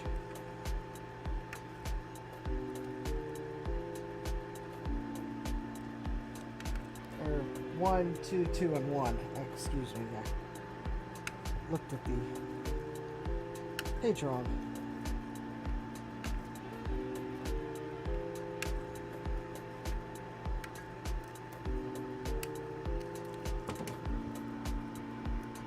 Alright. Because now we've got to do the top of the apple. Or, excuse me, the top of the fruit logo. So that means we have an LED in 44.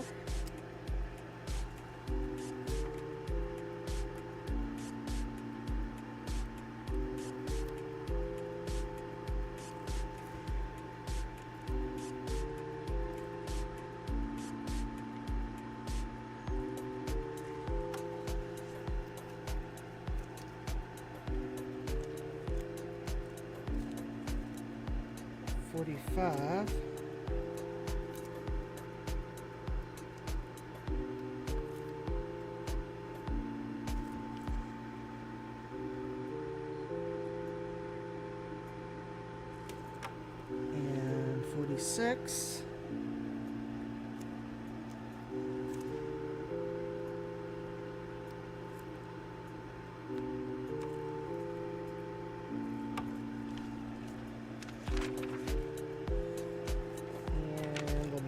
I'll go ahead and get the other 3 for A. Oh, actually, it looks like I got some.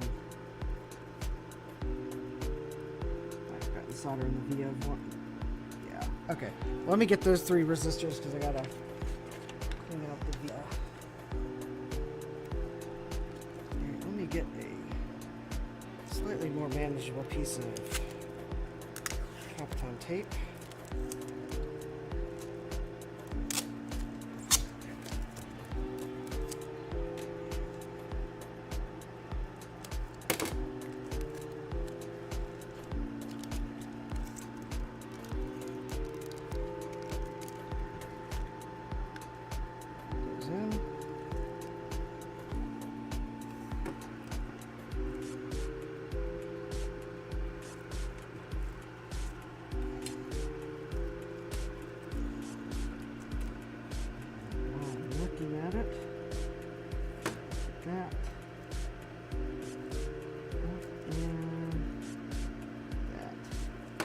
Oh wait, I don't need to get that one. There's no resistor is in there.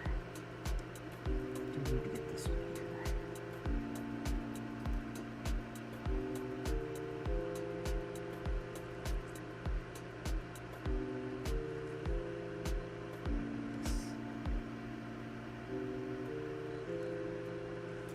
All right. Oh.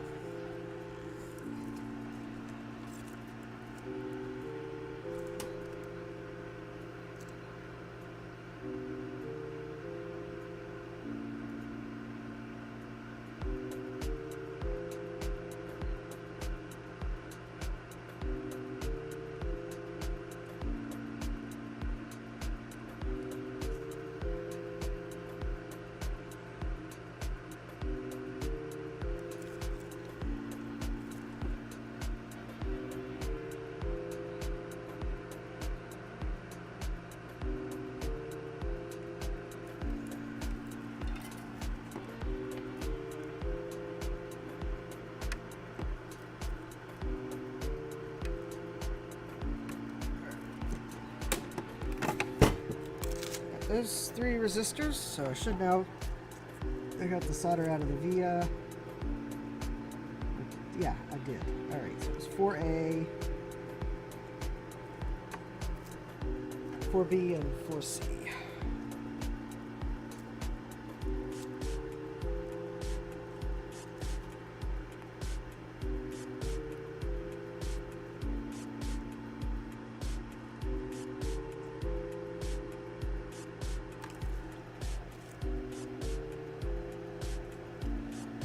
Hi, RetroTech Chris. Yes, I have been busy.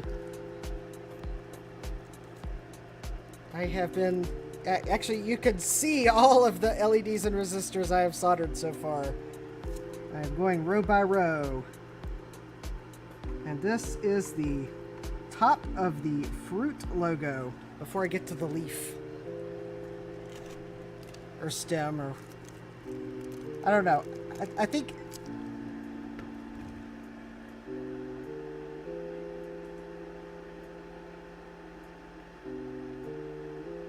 Oh. Thank you, RetroTech Chris. Oh, there we go. There's the YouTube one. All right.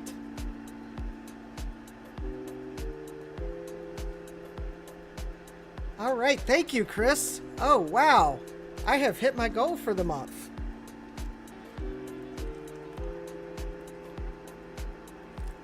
All right.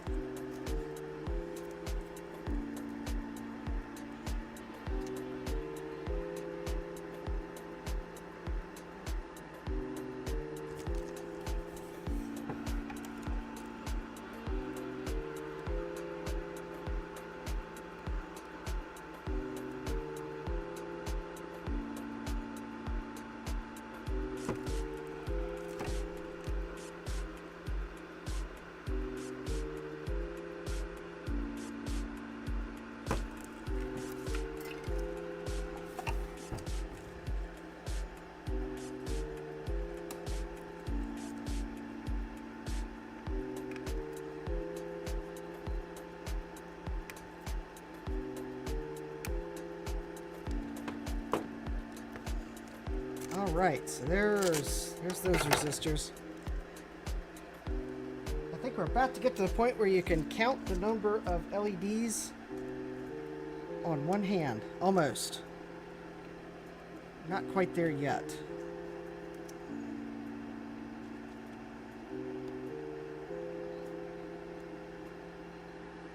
Alright. So there's one.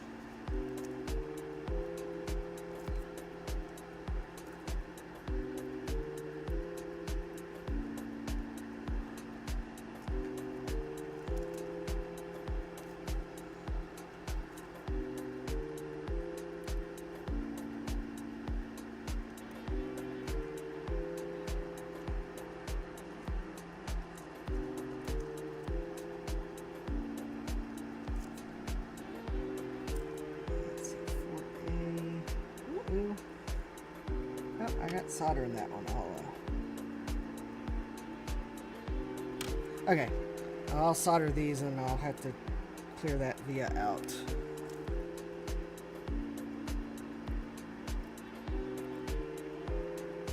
Alright. We do the...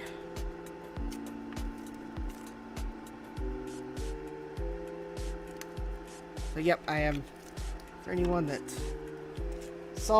remembers what the diagram looks like, I am missing an LED, but I got solder in one of the vias by accident, so I'm going to clear that out.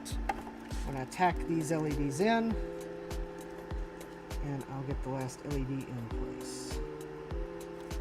Let's see here.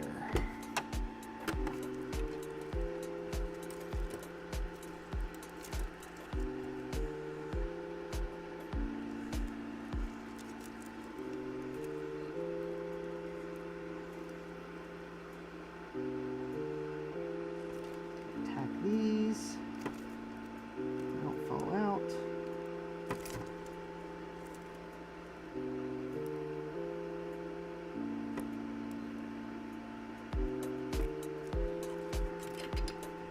All right, get the goop wick out. Let's see, I think the solder is right there. All right, looks like I got it. There we go.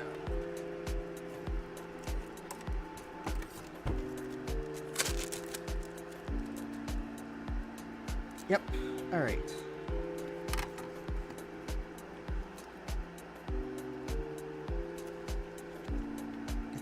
last LED into place on this row. Goes there.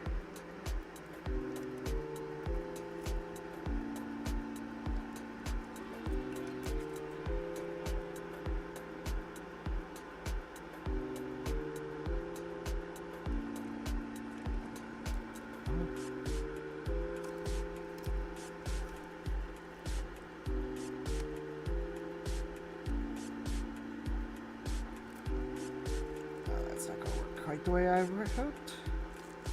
Oh, I think I did just tack it. Alright. Let me straighten the LEDs I put on first that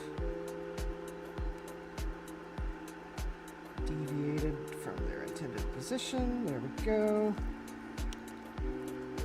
Moved a little. And there we go. Alright.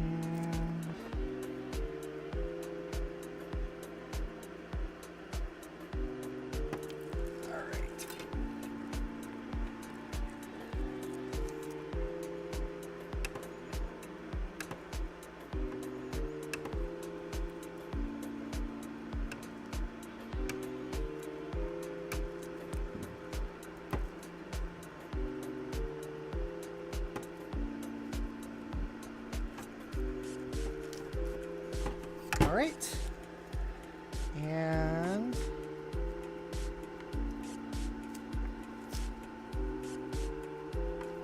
all right, now that is probably really starting to look like a fruit logo now. You know, I've always thought that on the apple, or the fruit logo, as we're calling it on today's stream, I think technically that's probably the stem, although it sure looks like a leaf because it's green, but I don't think, or I am not aware that apples have leaves on the stem, unlike like a strawberry that has leaves on its stem, or where the strawberry grows. So maybe that is just a, technically would be a stem.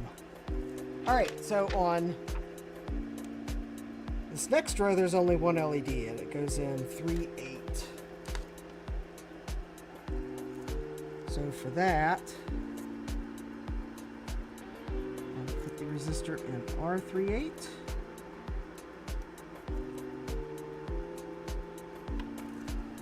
And it's probably just as easy to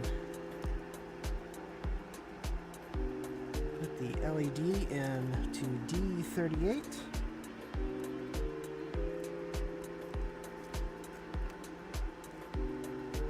And I will blue tack them into place since there's only one. And then I will get one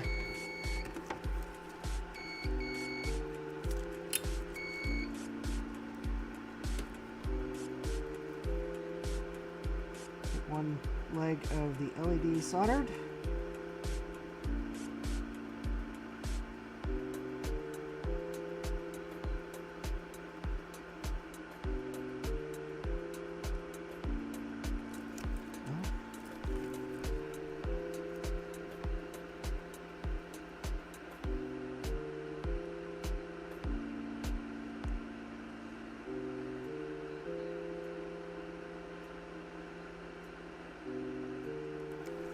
Alright, so 1 and 1. I'll remove with the blue tack just to check that it's still in place. Yes, it is.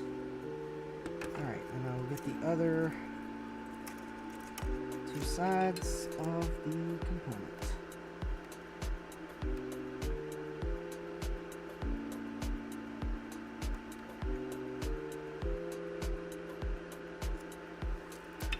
Alright.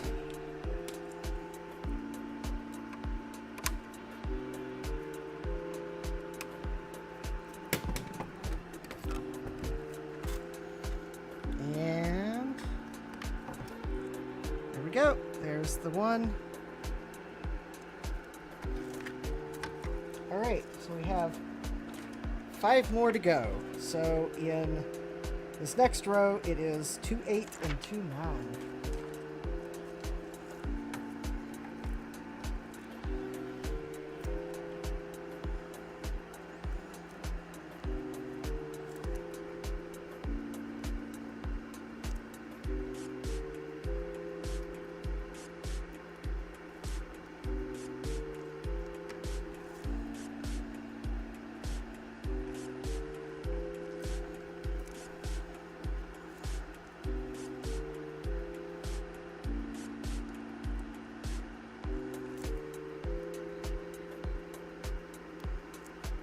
Awesome.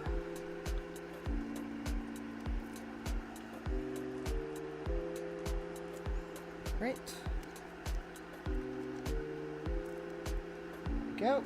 And let's see, 2, 8.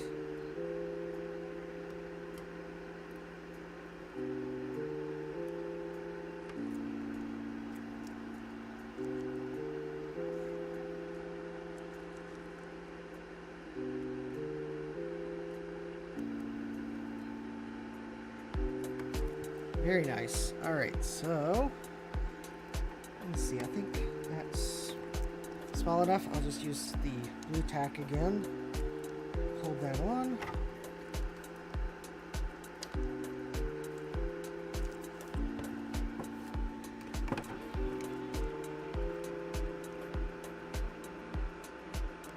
Tack. All right.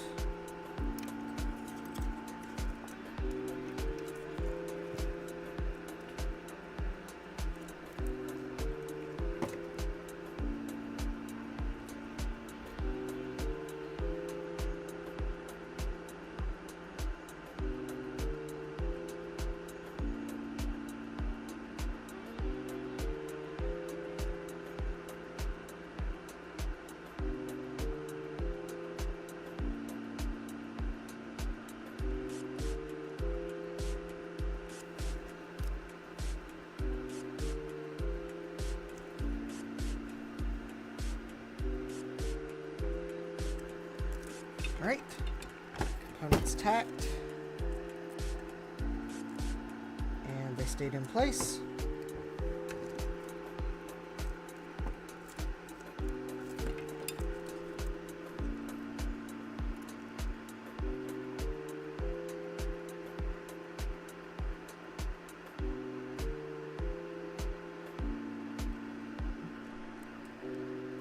Oh, there we go. I think that's the side I didn't solder.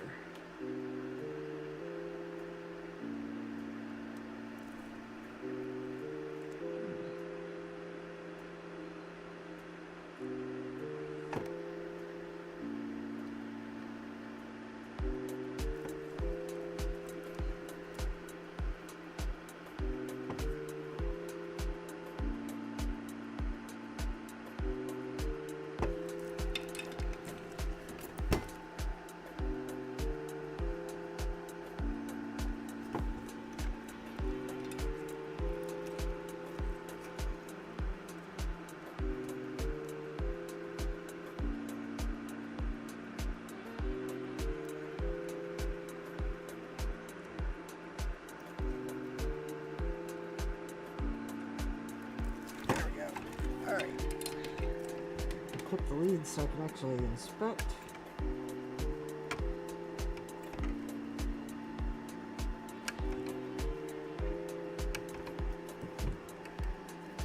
All right. All right.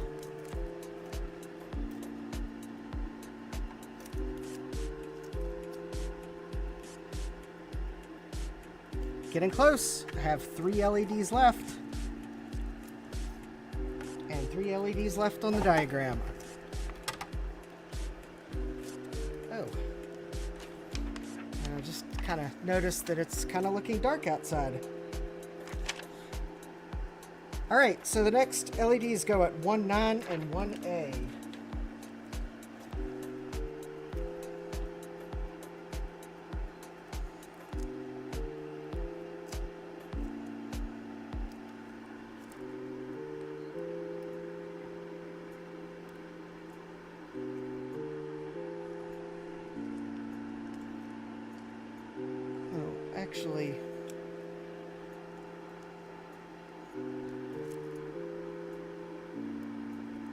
Actually, if it's about to rain, I need to go outside and do something. So I will be right back, because you better believe I'm so close, I am definitely going to finish this. But I do need to go do something if it's about to rain.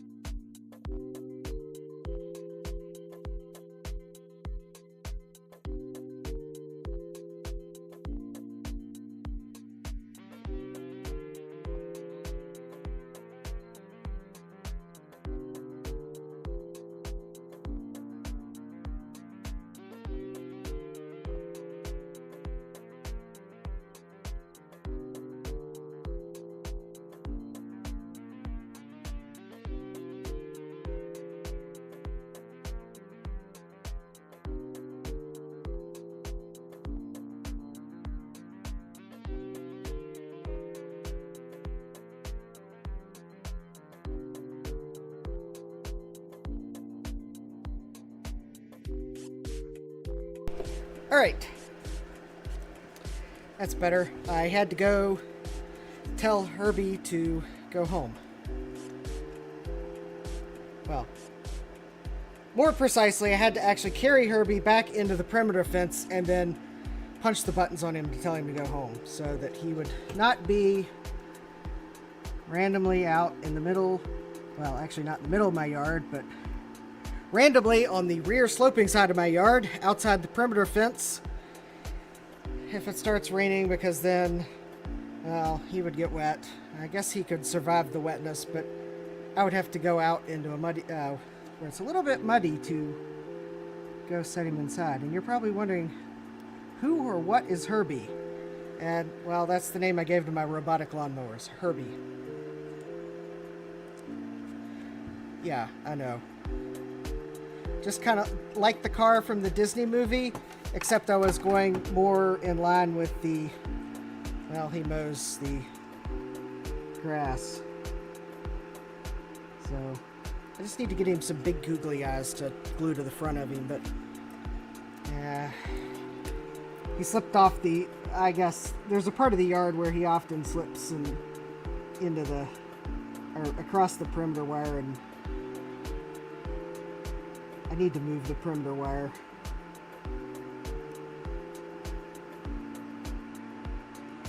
And as hot as it was outside this weekend, that was not going to happen this weekend. And yeah, I was kind of correctly seeing how dark it was getting outside, and yeah, it kind of looks like a storm might be rolling this way. But I think I will probably will be done streaming before it actually starts storming, or no.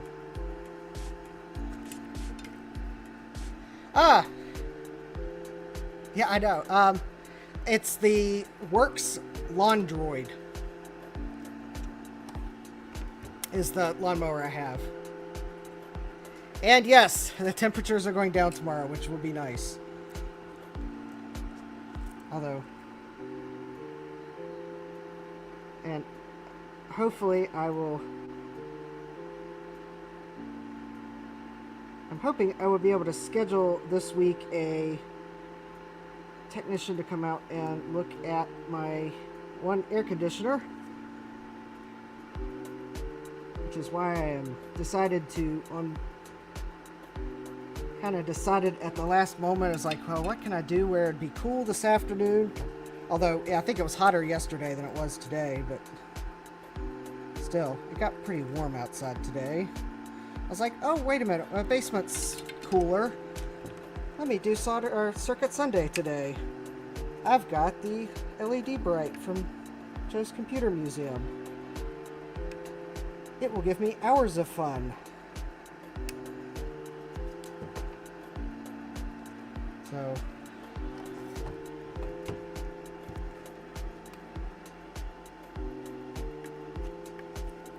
all right.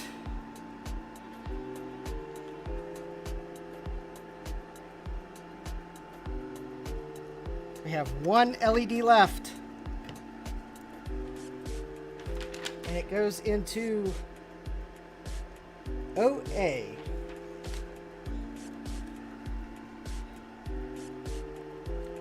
The A standing for, well, the Fruity Company. Let's see here. Oh, one last resistor. I have one last green LED.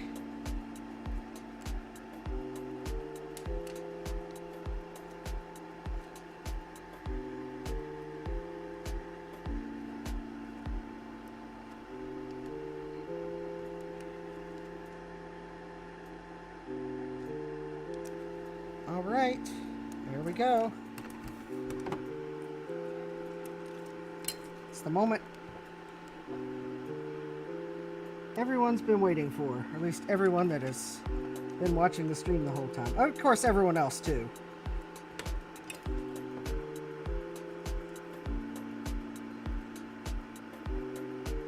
Completion of the Circuit Sunday project.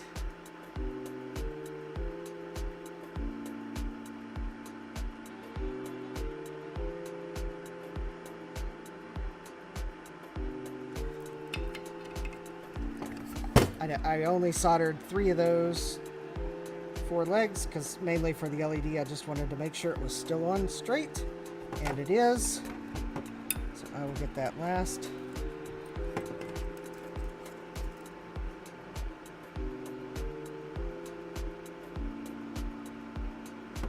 Last leg.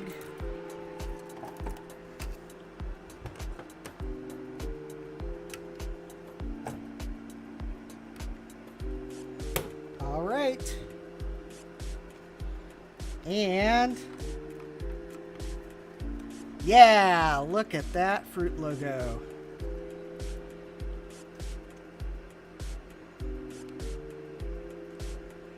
All right, Joe, not sure if you're still watching, but yeah.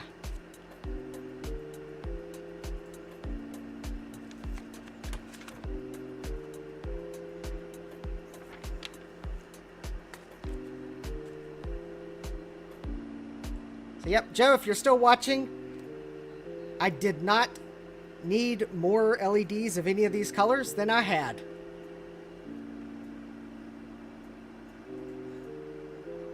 So yeah, that'll be nice.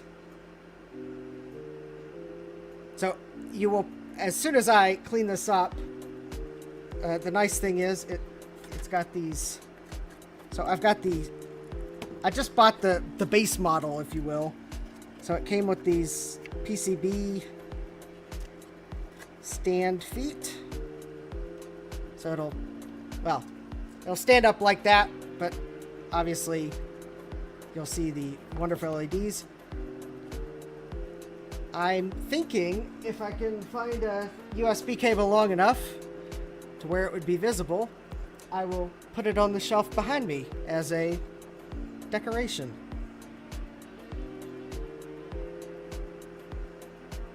I'm sure I can scrounge up a USB cable long enough. But yeah, there we go. It's the LEDBright fruit logo all together. Wonderful. So I would say go to Joe's Computer Museum's website, jcm-1.com, and order one, but I ordered the last one. So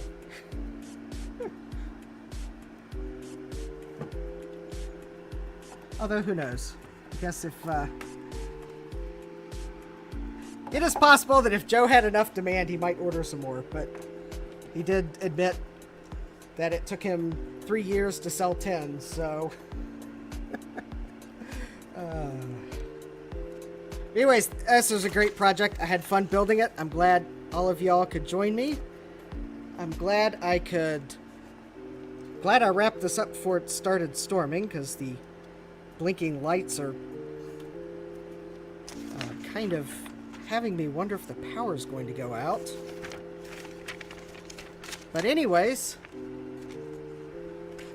I think this is probably a good place to end the stream, seeing that I see the wind has picked up outside and I just completed the project.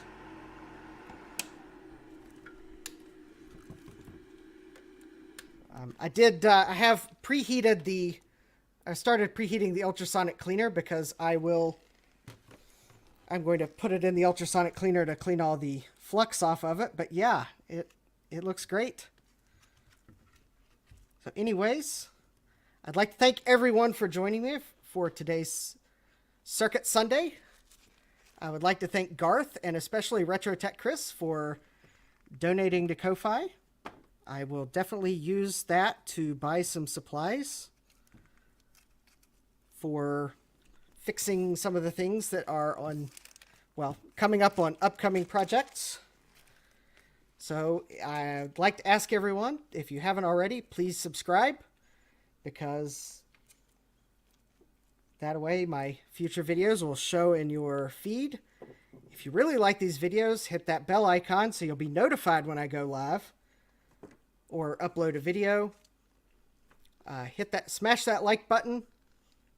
Leave a comment, especially if you're watching later, and if any of the songs I previewed that are in the StreamYard background music library, if there's anything that you liked or disliked, maybe you would like to hear more as I'm doing soldering and need a little background ambiance, hey, let me know what you liked or disliked. And as always, I'd like to thank everyone for watching, and I would especially like to thank my patrons, which hopefully will have my Creative Cloud account issues settled. Apparently Adobe's system that they needed to use was down Friday, so I had emailed them asking if they would be willing to give me the retention offer they gave me, but I'd canceled because I needed to actually move the billing date.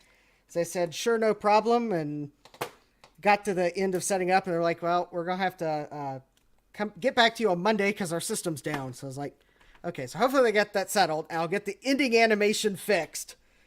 But until then, I will verbally thank my patrons, whose names will appear in the credits as soon as I can fix the animation, as soon as my Creative Cloud account is activated.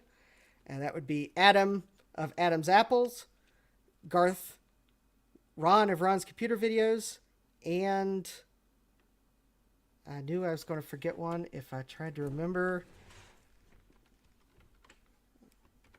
This is why I want to fix the animation, because then I can't forget someone's name. Oh, I always forget an item of a list. So here, I'm logging in right now so that I can make sure I name everyone's name. Come on. I just got to get my... Gotta... log into my password manager so I can log into Patreon, and come on. There we go. Now, come on. You know what website this is. All right, of course. Technical difficulties when I actually need to do something live. There we go. I knew you knew what website that was. Oh, and you need to verify this device. Of course. Fine. All right.